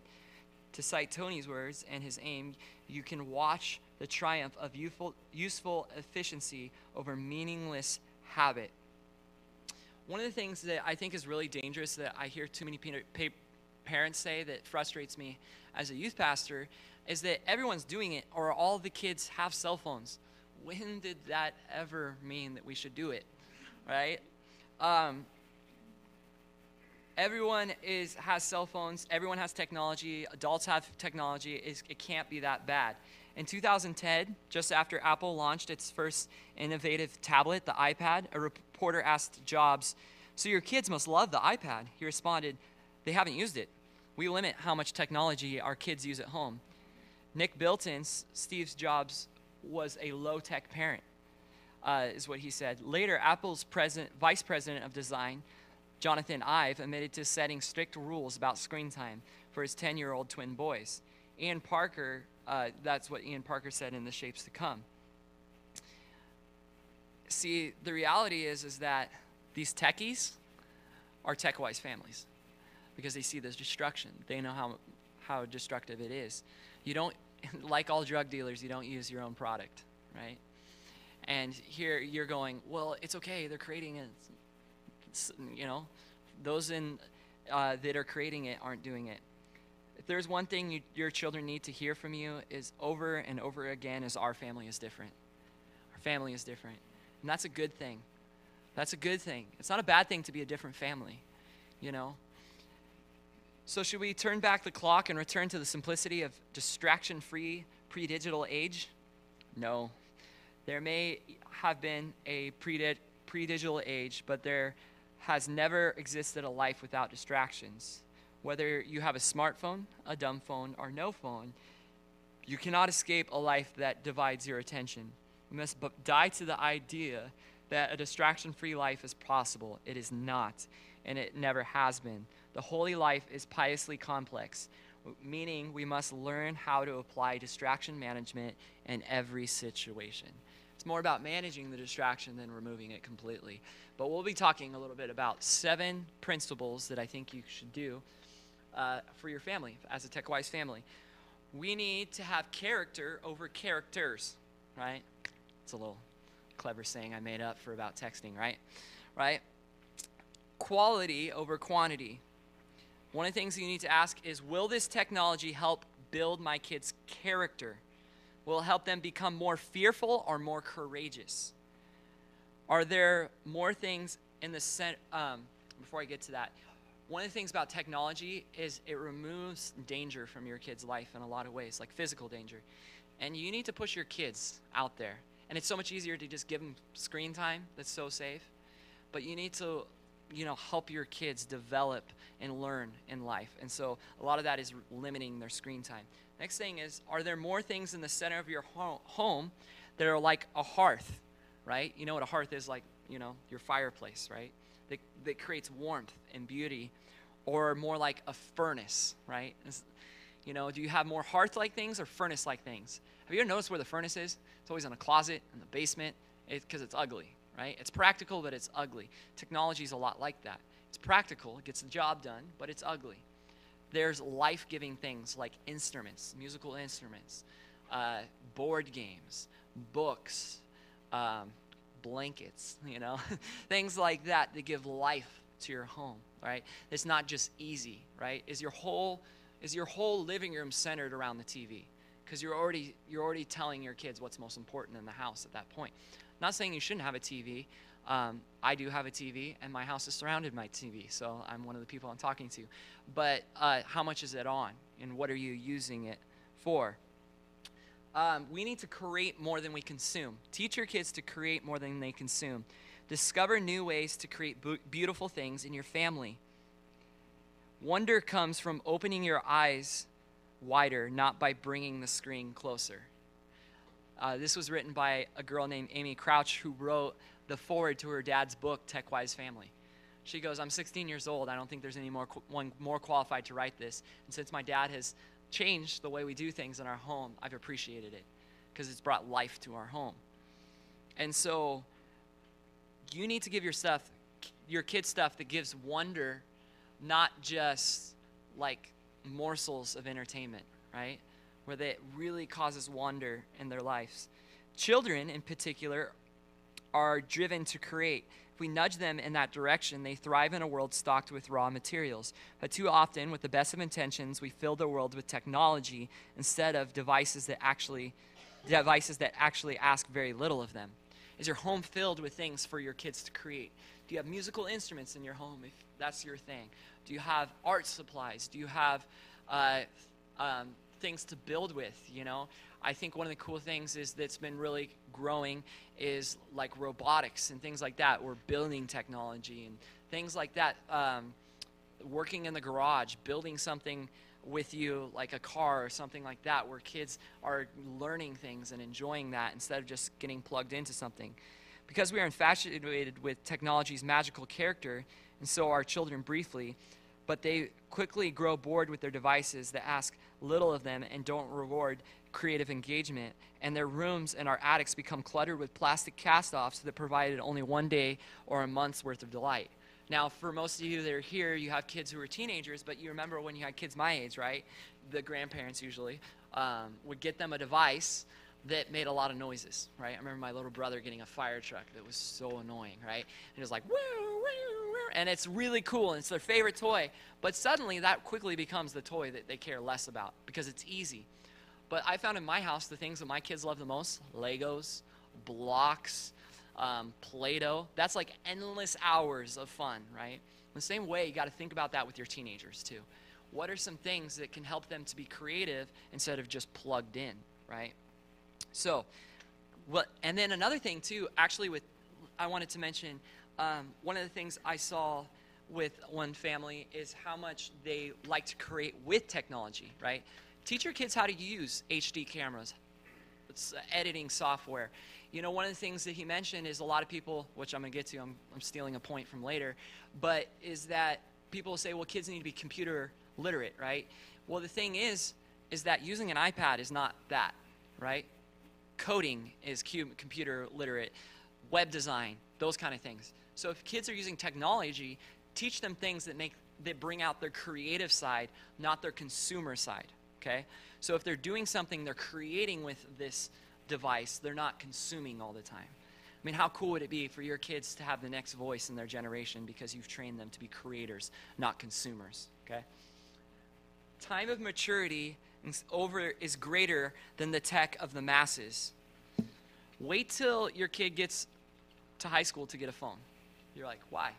Well, 8th graders who spent 10 or more hours a week on social networking sites were 56 more likely to be unhappy compared to 39% for 10th graders and 14th for 12th graders. Younger teens are more at risk for depression connected to heavy social media use. For 10th graders, social media use carries about even odds for depression. At the very least, social networking sites do not spark joy or protect against depression the way that non-screen activities do. They don't help, especially among younger teens. They actually hurt. And if you want to read that book, iGen, it's a really good book, really good research. It's a secular book. I don't like some of her conclusions, but the research is really interesting. The suicide rate is skyrocketing for 8th grade girls. And the reality is when a kid gets a phone in junior high, it changes their psychology, and they're finding studies of this. When a kid gets their phone in high school, it doesn't do the same thing. There's something in the brain chemistry. Do you remember who you were in junior high? Think back to yours. Insecure? wearing weird clothes. Nothing in your body was like even, right? Your teeth are coming in. You're losing teeth, right? You're experiencing your first relationships with the opposite sex. You're having feelings towards the opposite sex. You want to introduce a phone into all that and expect them to be fine? See, what happens is it actually becomes a part of their psychology. And it becomes a part of their identity, whereas with a high schooler, it's not a part of their identity. So my thought is, if I were to give you practical advice, is give your junior hire a dumb phone and let them have a smartphone when they get to high school, right? Because if you give them a dumb phone, they have ones that have GPS on them. You can still track where your kid is if that's what you need. You can still call them. You can still text them if those are all the things that you're really looking for. That's my personal opinion. That's all opinion. But it's based on a lot of research that I've been doing that especially the girls, they shouldn't be on social media. They really shouldn't until at least till 9th grade. Based on the research presented here and plenty more, this is the same author, says it's best to put off giving your child a cell phone as long as possible. There's really no reason for an elementary school child to have his own cell phone, so that's an easy one. By middle school, with more kids and more activities and more likely to ride a bus, many parents buy phones for their kids for convenience and safety. However, that phone doesn't necessarily need to be a smartphone complete with internet access and ability to text.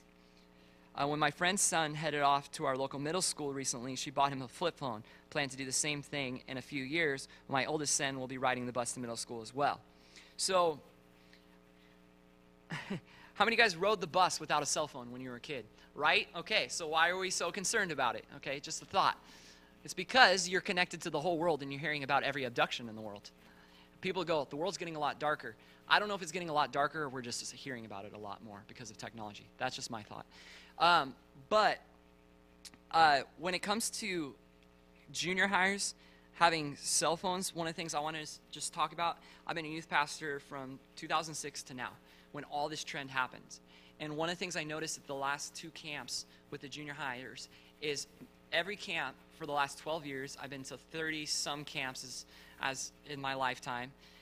The last few camps, the kids were literally like going through addiction withdrawals at these camps, not having their phones because they were so identified with it. And all they could think about is getting home and getting their likes and getting their snaps and getting their Instagram, and then their snap is going to be running out and whatever. I don't use Snapchat. I'm not cool enough for that. But my point is that there's a difference. Something changed. What changed? It's because kids are getting cell phones earlier. And I think what's happened is cell phone plans are getting cheaper. I don't know if you guys agree with this. This is just my own hypothesis. So if you can like add a phone for $20 now, and it's a lot cheaper, and it costs you nothing, and then they're like, oh, no, you don't want a dumb phone. That's going to cost you $30. But you can have this iPhone 7 for free, and so you take the free iPhone 7, you give it to your junior hire, you don't even think about the consequences, and off they go, right? And so that's what I think is happening, and I think that's why we're seeing the difference in the reactions to cell phones. So wait. And what is it going to hurt if you wait? And what is it going to hurt if you don't wait, right? So what should you do if your junior hire has a phone already? Because maybe some of you are like, dang, I wish I want to give him my phone, right? Go on a diet together. Try together to manage the amount that's used. And talk with your kid about it. Like, okay, both say, okay, we're going to spend 20 minutes on social media together, right? And then at the end of the day, compare notes and say, how'd you do? Be like, it was really hard. I was at work, and I was just sitting there, and I had nothing to do, and I thought of you, and I thought we're going to do this together. Just like if you're exercising, we're going to lose 5 pounds together or whatever else it might be. So I think that's a really good way to do it as a family. Nightly rhythm over nagging ringing. Turn off the phone and go to sleep. And buy an alarm clock, right? This is one of the things I'm going to do. This is one of the things that's probably the worst effect on my life right now is the nightly rhythm aspect of my cell phone, right? The New York Police Department's 33rd Precinct recently warned residents about the danger lurking in their beds, their phones. Several had caught fire when people kept them under their pillows while they slept, creating clickbait pictures of scorched phones and beds with large brown burn marks. Similar incident happened in Texas where a 13-year-old girl woke to the smell of something burning. Her charging phone, tucked under her pillow, had overheated and melted into the sheets. So that's why you shouldn't do it. No, I'm just kidding. It's just an example of what happens, right? 57% more teens were sleep deprived in 2015 than in 1991. More sleep deprived kids now. How many guys, I shouldn't ask this, but I'm just going to say this. If you have a kid that's on social media and you know their account, which is very rare because they'll always make fake ones because they don't want you to be on there. But if you know their social media account, do you ever go look at what time they're posting things? Have you ever noticed, like, because it has a time signature, they snap this at 2 a.m. They post this at 1 a.m. Are you noticing what time they're posting these things? Intriguing new research shows that blue light emitted by electronic devices tells our brains it's daytime, which makes the brain take longer to fall asleep. But Apple thought of that, didn't they?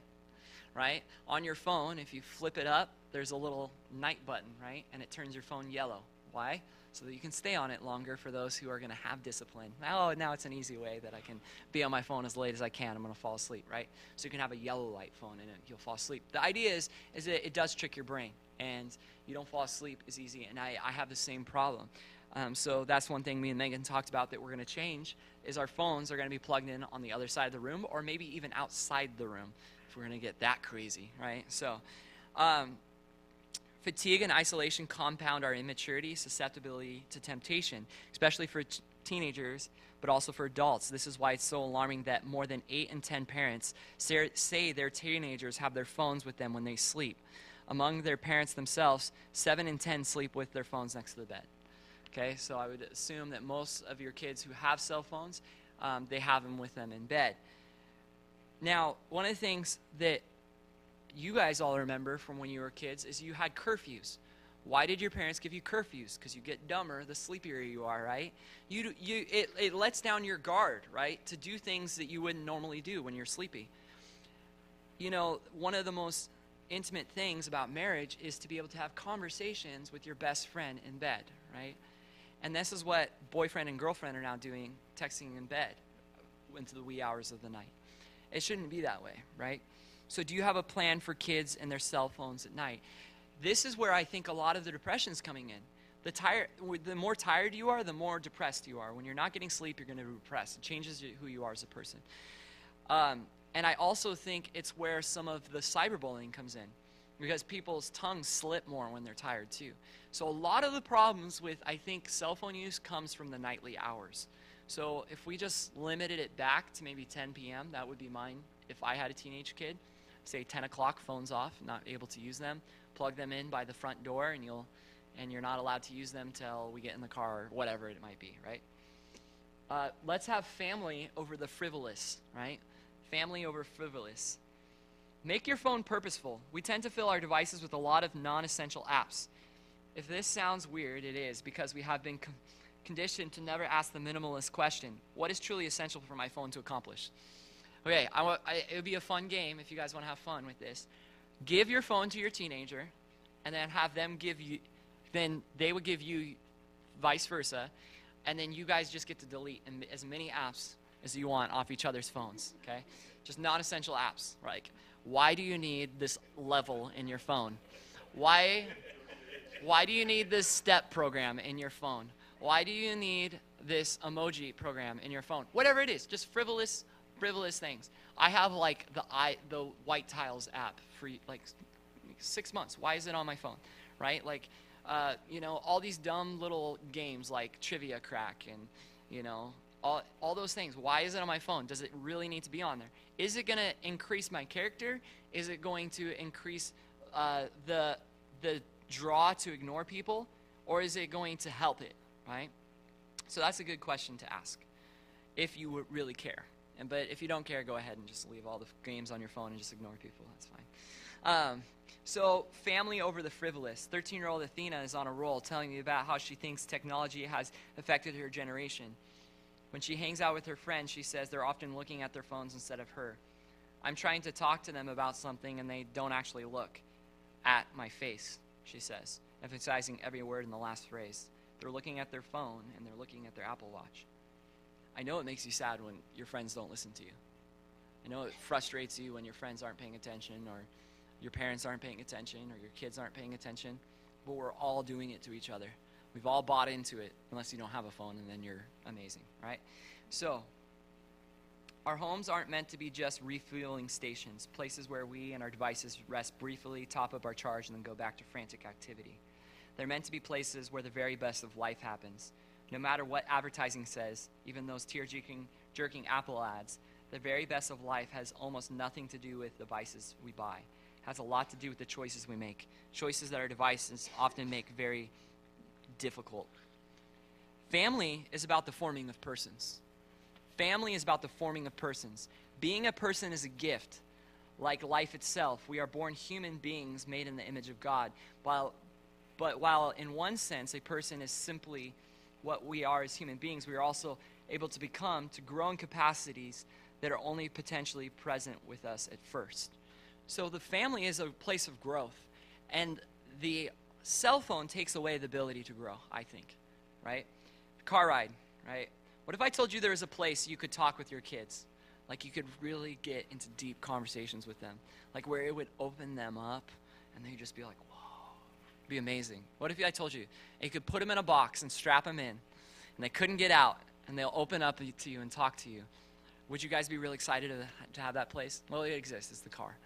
And this is where all my conversations as a kid, all the deep ones, all the important ones happened, was in the car with my parents, especially the one-on-one ones. But cell phones have taken that away. Instantly, the kids plug in their earbuds. They last long enough so that you can have a conversation. One author says most conversations take at least 7 minutes to really begin. One of the things I do in counseling with kids, probably shouldn't say this because there's some kids in the room, but one of the things you can do is silence, right? A lot of counselors, when they're in counseling situations, you know what they do? After the person says anything, they just sit there quietly. Don't say anything, because what happens? The person starts thinking, like, why are they quiet? And so then they start talking, and they start talking more. And you realize they have more to say. And just by you sitting there quietly, you've shown that you're ready to hear. And another thing, parents, do you just plug in the podcast that you want to listen to, or your station, or turn on the DVD and say, kid, I don't want to talk to you? You know what I mean? Or you're tuning out, or this is my me time. I get to drive, and it's all quiet, right? Take advantage of the car ride time. I'm speaking to myself because I use DVDs in the cars a lot, right? Because the kid's like, I want food. I'm like, if I turn on the TV, they won't need food for 2 hours, right? So I think it's important to not let phones become our babysitter, right? And for teenagers, I just got to say this. Your parents aren't always going to be there. One day they're going to pass away. One day you're going to move out of their house. And I think about so many of your parents who don't have their parents probably, and they think I would have anything just to spend more times with my mom or my dad and to talk to them again. And one day you're going to leave the house and you're not going to have that opportunity. So take advantage of it. Your parents have a lot more wisdom. Like I said, my parents were right a lot more than they were wrong. And so they know you better than anyone, so take advantage of that time and talk to them. I know you probably won't, but I'm just encouraging you to do so. Excellent is better than easy, okay? The home used to be a place of both work and rest. There was a rhythm to life. Technology disrupts both rhythms, right? The most powerful choice we will make in our lives are not about specific decisions about the pattern of life, nudges and disciplines that will shape all our other choices. This is especially true with technology. Technology comes with a powerful set of nudges, the default settings of our easy everywhere culture. But technology is devoted primarily to making our lives easier. It discourages us from disciplines, especially ones that involve disentangling ourselves from technology itself. I really liked what Andy Crouch had to say about this in TechWise Family. He said he was comparing science to technology. And he said technology emerges from the amazing success of modern science and hard work of scientists, but it's not like science at all. Science is hard, technology is easy. Science is hard, technology is easy, right? He says, my wife is a scientist. She spends a lot of time digging in and doing experiments and coming up with results. Technology is easy, just find the answer, right? Knowledge these days is very easy to come by, almost too easy, given the flood of search results for almost any word or phrase you imagine. But you can't search for wisdom, at least not online, and it's rare and precious as ever. Maybe, given how complex our lives have become, rarer and far and more precious than before. He also continues on and says, for almost all of human history, tools were quite limited. They weren't everywhere. They were in specific places. Tools were in the field, or in the kitchen, or in the tool shed. And while tools helped us to do our work, they didn't work on their own. The dream of a tool that would work by itself was strictly the stuff of magic or fantasy. The sorcerer's apprentice dream of a broom that would clean up by itself. But this technology, as its most beguiling, requires almost no effort or learning at all. The highest compliment you can pay a piece of technology today is it just works. That's why I use Apple products. Just a little plug. It just works, right?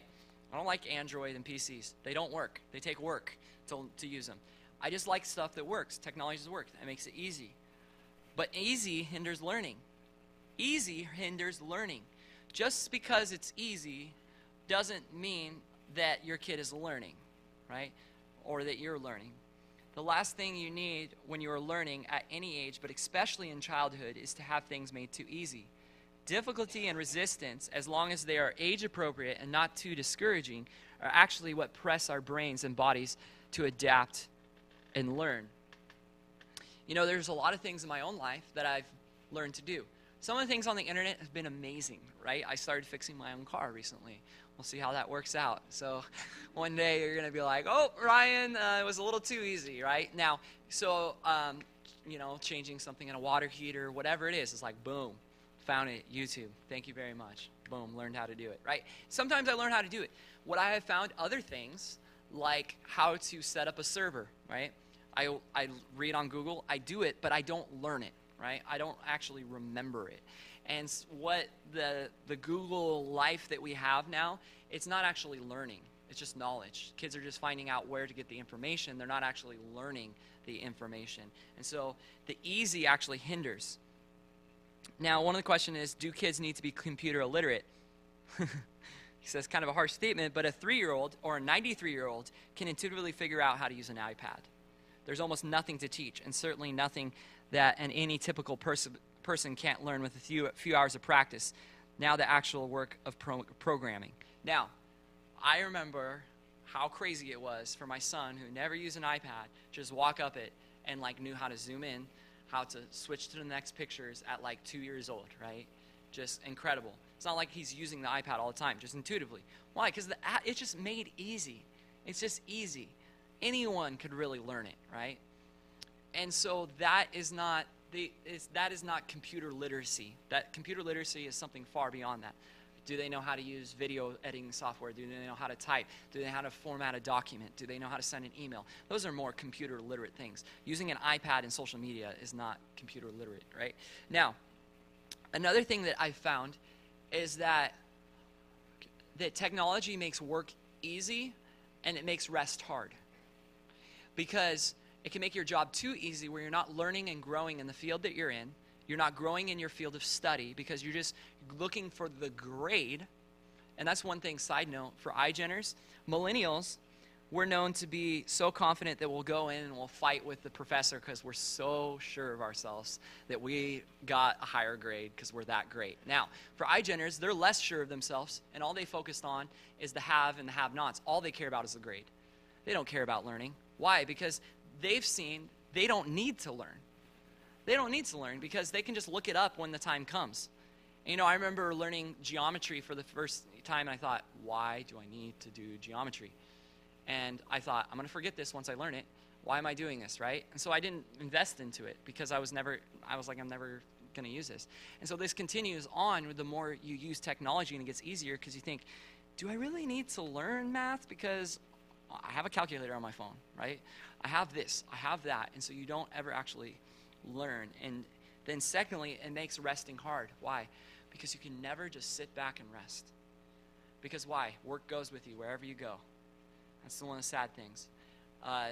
Your friends, your whole community of 800 friends goes with you wherever you go, right? Every time you take your smartphone with you, So it makes working easy and rest hard.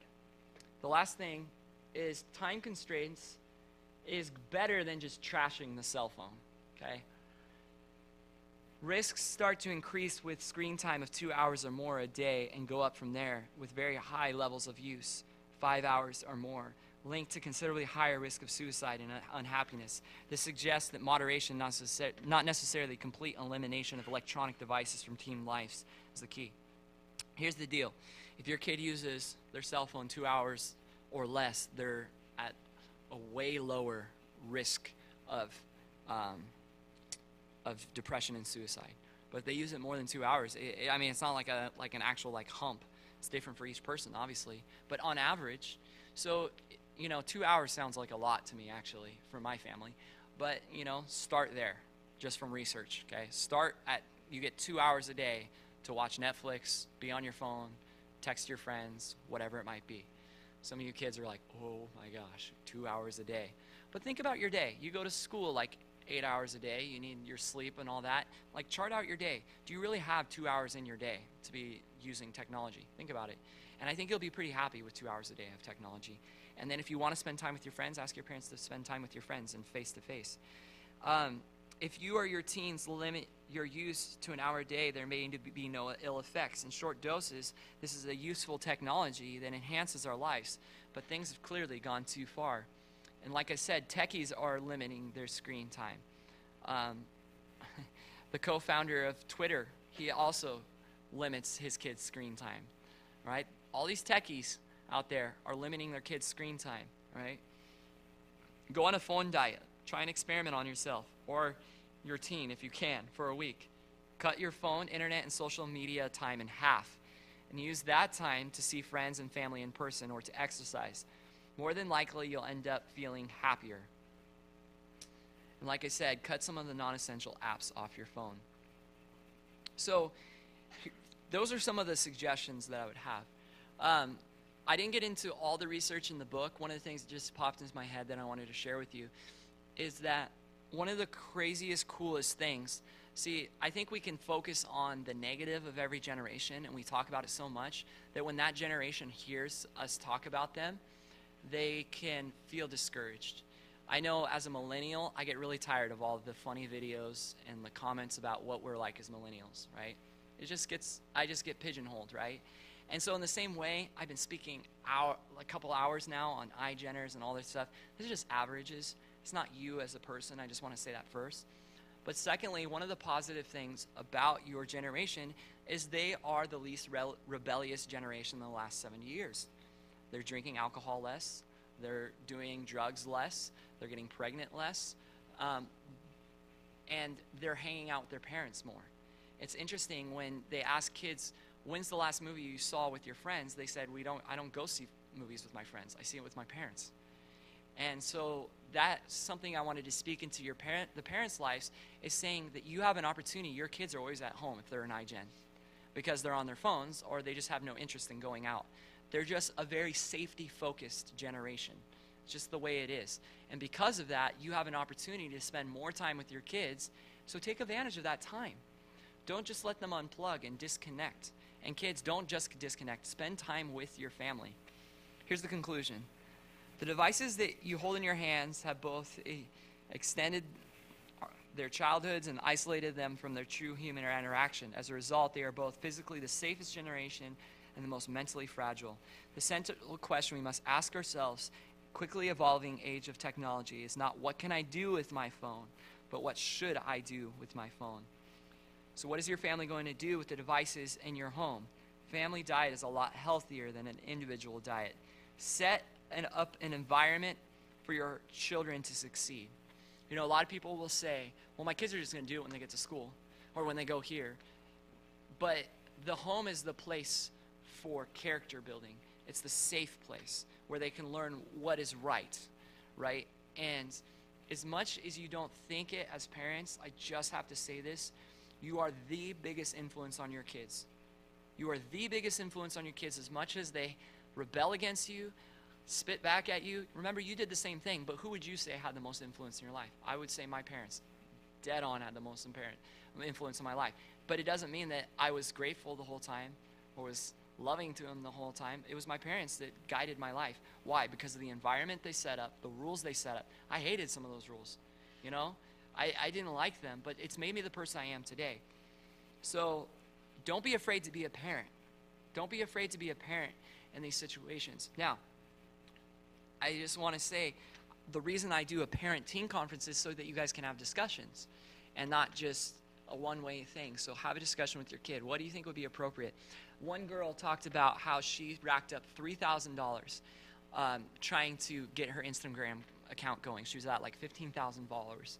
And she said, she was talking with an interview, she was an SDSU student, and she said, when I go home, I'm going to show my parents my credit card bills because I know they're going to kill me because I can't stop myself.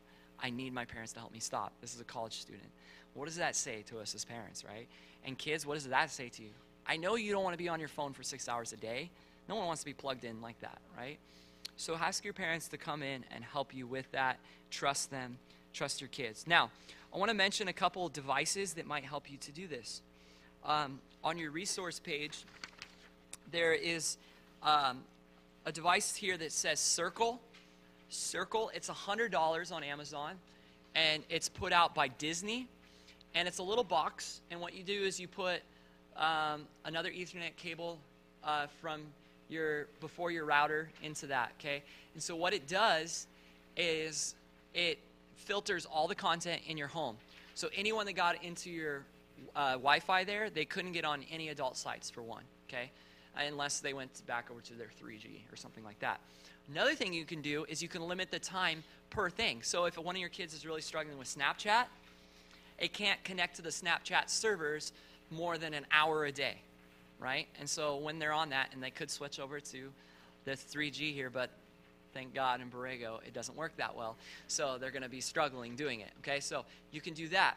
Another thing that you can do is you could, for your Netflix, even for your TV, you know, after 2 hours a day, it shuts off Netflix. Can't connect to Netflix servers anymore. So you can pick certain websites. You can pick per phones, even for husbands and for wives, right?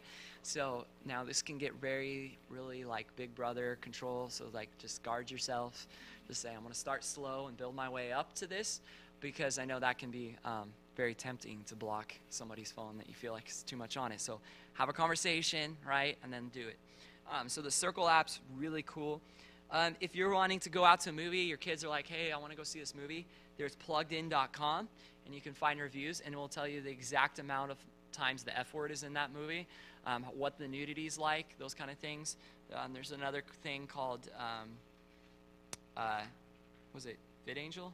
That's pretty cool that connects to your Amazon and Netflix. X3 Watch is a great website for kids who are struggling with inappropriate material. And so it's for teenagers, parents, pastors, wives, husbands. There's articles. There's really good resources on there.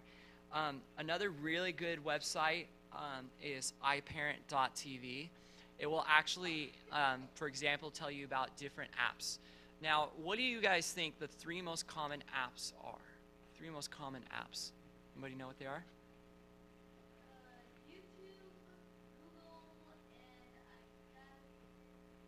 I guess Facebook. Okay, good guess. Anybody else know? All right, what do you think the most common apps that teenagers are using right now are?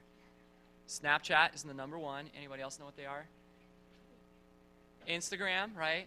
So Snapchat, Instagram, and then there's a couple others that are pretty popular.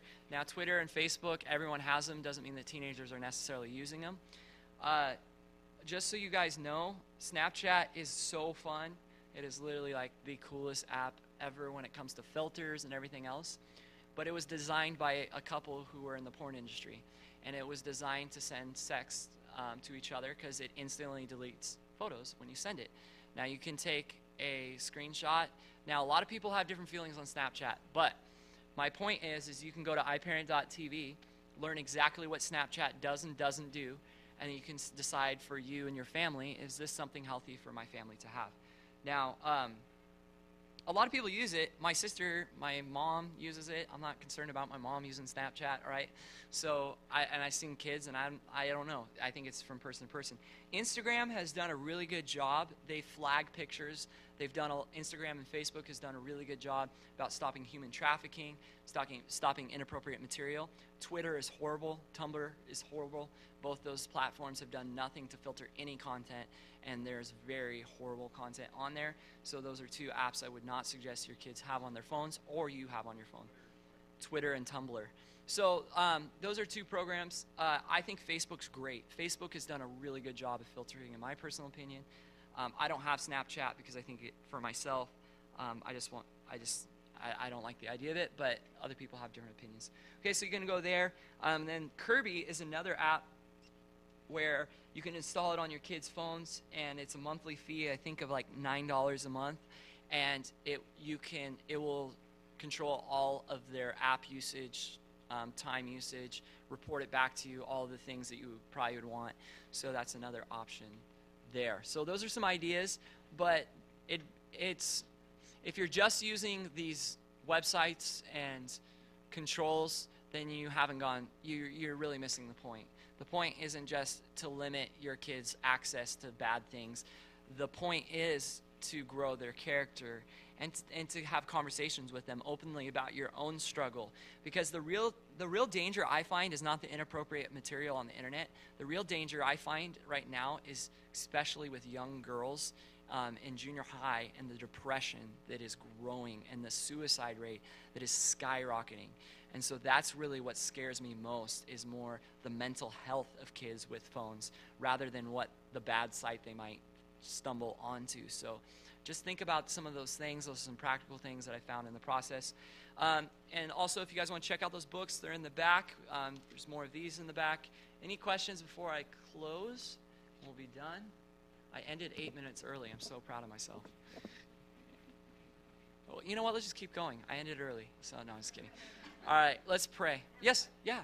So I know that there's certain things where your phone can say, like somebody texts you and you're driving, it'll say, I'm driving. Mm-hmm. Do you know if there's anything that can, any other type of app like that, like family time app or something that would send out, like you could set your phone to where it would send out a message to somebody saying you're busy or you're... Yeah, I'm sure there is. I should look into that. I know you can set on Apple, you can set your email that way. So that if someone sends you an email, it will do an automatic reply email. On Apple, I'm so sorry, I don't know any other devices but Apple. But in the Do Not Disturb feature under your phone, so like you say between the hours of 10 and 6 I won't be disturbed, there's an option to send a text message. So if someone texts you in the middle of the night, they know that it's off. So that's a really nice feature too. So another thing too is, if you guys didn't know this, and this is something I'm not ashamed to talk about. On my cell phone, I have restrictions on it because my reputation and my walk with the Lord as a pastor is too important to me to get caught up in things that I shouldn't. And it says in Corinthians that, take heed lest you think you should fall. If you stand, lest you should fall. And the reality is I think that if for anybody, and we didn't get into all of the inappropriate material, but it's too easy. You can go any private place with this and get to any website you possibly want to. I just think it's really ignorant for any man, really, in my opinion, this is just me, to not have the restrictions on their phone. So for me, what I did, just a very simple way, don't pay for it, on my Apple phone, you can go into restrictions and you can set no explicit content on Safari. What's really nice about that is one of the things that, as I was counseling people, that came out is that other apps, you would take Safari off the phone, right? And then the kid would get into another app and they would still be able to browse the internet. Well, now Apple, with their new updates, if you put explicit content on their Safari, it will pretty much guard all the other apps as far as getting out on the internet. Doesn't mean the unique content on Twitter you won't be seeing, but at least it won't let them go to another website when they click on something or something like that. So that's one aspect. So I do that on my phone. The other thing too is installing apps. I can't install an app unless my wife types in the code, so that way I'm guarded. It's just too important to me that it just doesn't happen, right? And so I think that all of us really should have that accountability. And I think it's just wise. It's just way too easy. You know what I mean? Like, it would be one thing if it was my computer or my laptop. Now it's just like, this goes everywhere with you. And 30% of content on the internet is inappropriate. How easy is that to stumble upon? So those are some comments that just, any other questions on cell phone use? Cool. Everyone gonna go get a dumb phone now? Sweet. All right, let's pray. Heavenly Father, thank you so much for this opportunity to just bring up such an important topic, Lord. I just pray, Lord, that for us, Lord, that it would be that important to us, Lord, to use our phones the right way. Lord, I pray you forgive me for the times that I've ignored my own kids, Lord, as they're saying my name, but I'm more focused on some other kid on Facebook, Lord. Lord, I pray you would forgive me for the times that I've looked at my news feed before I looked at your word. I pray that you would help each one of us, Lord, to make priority and do the things we actually want to, Lord. I pray that we would use technology against itself, Lord, to be able to have the self-control to do the right things. I pray for the kids who fear what their parents might do from this moment forward, Lord, that they would trust their parents to put reasonable restrictions on their phones, to help them to make wise decisions.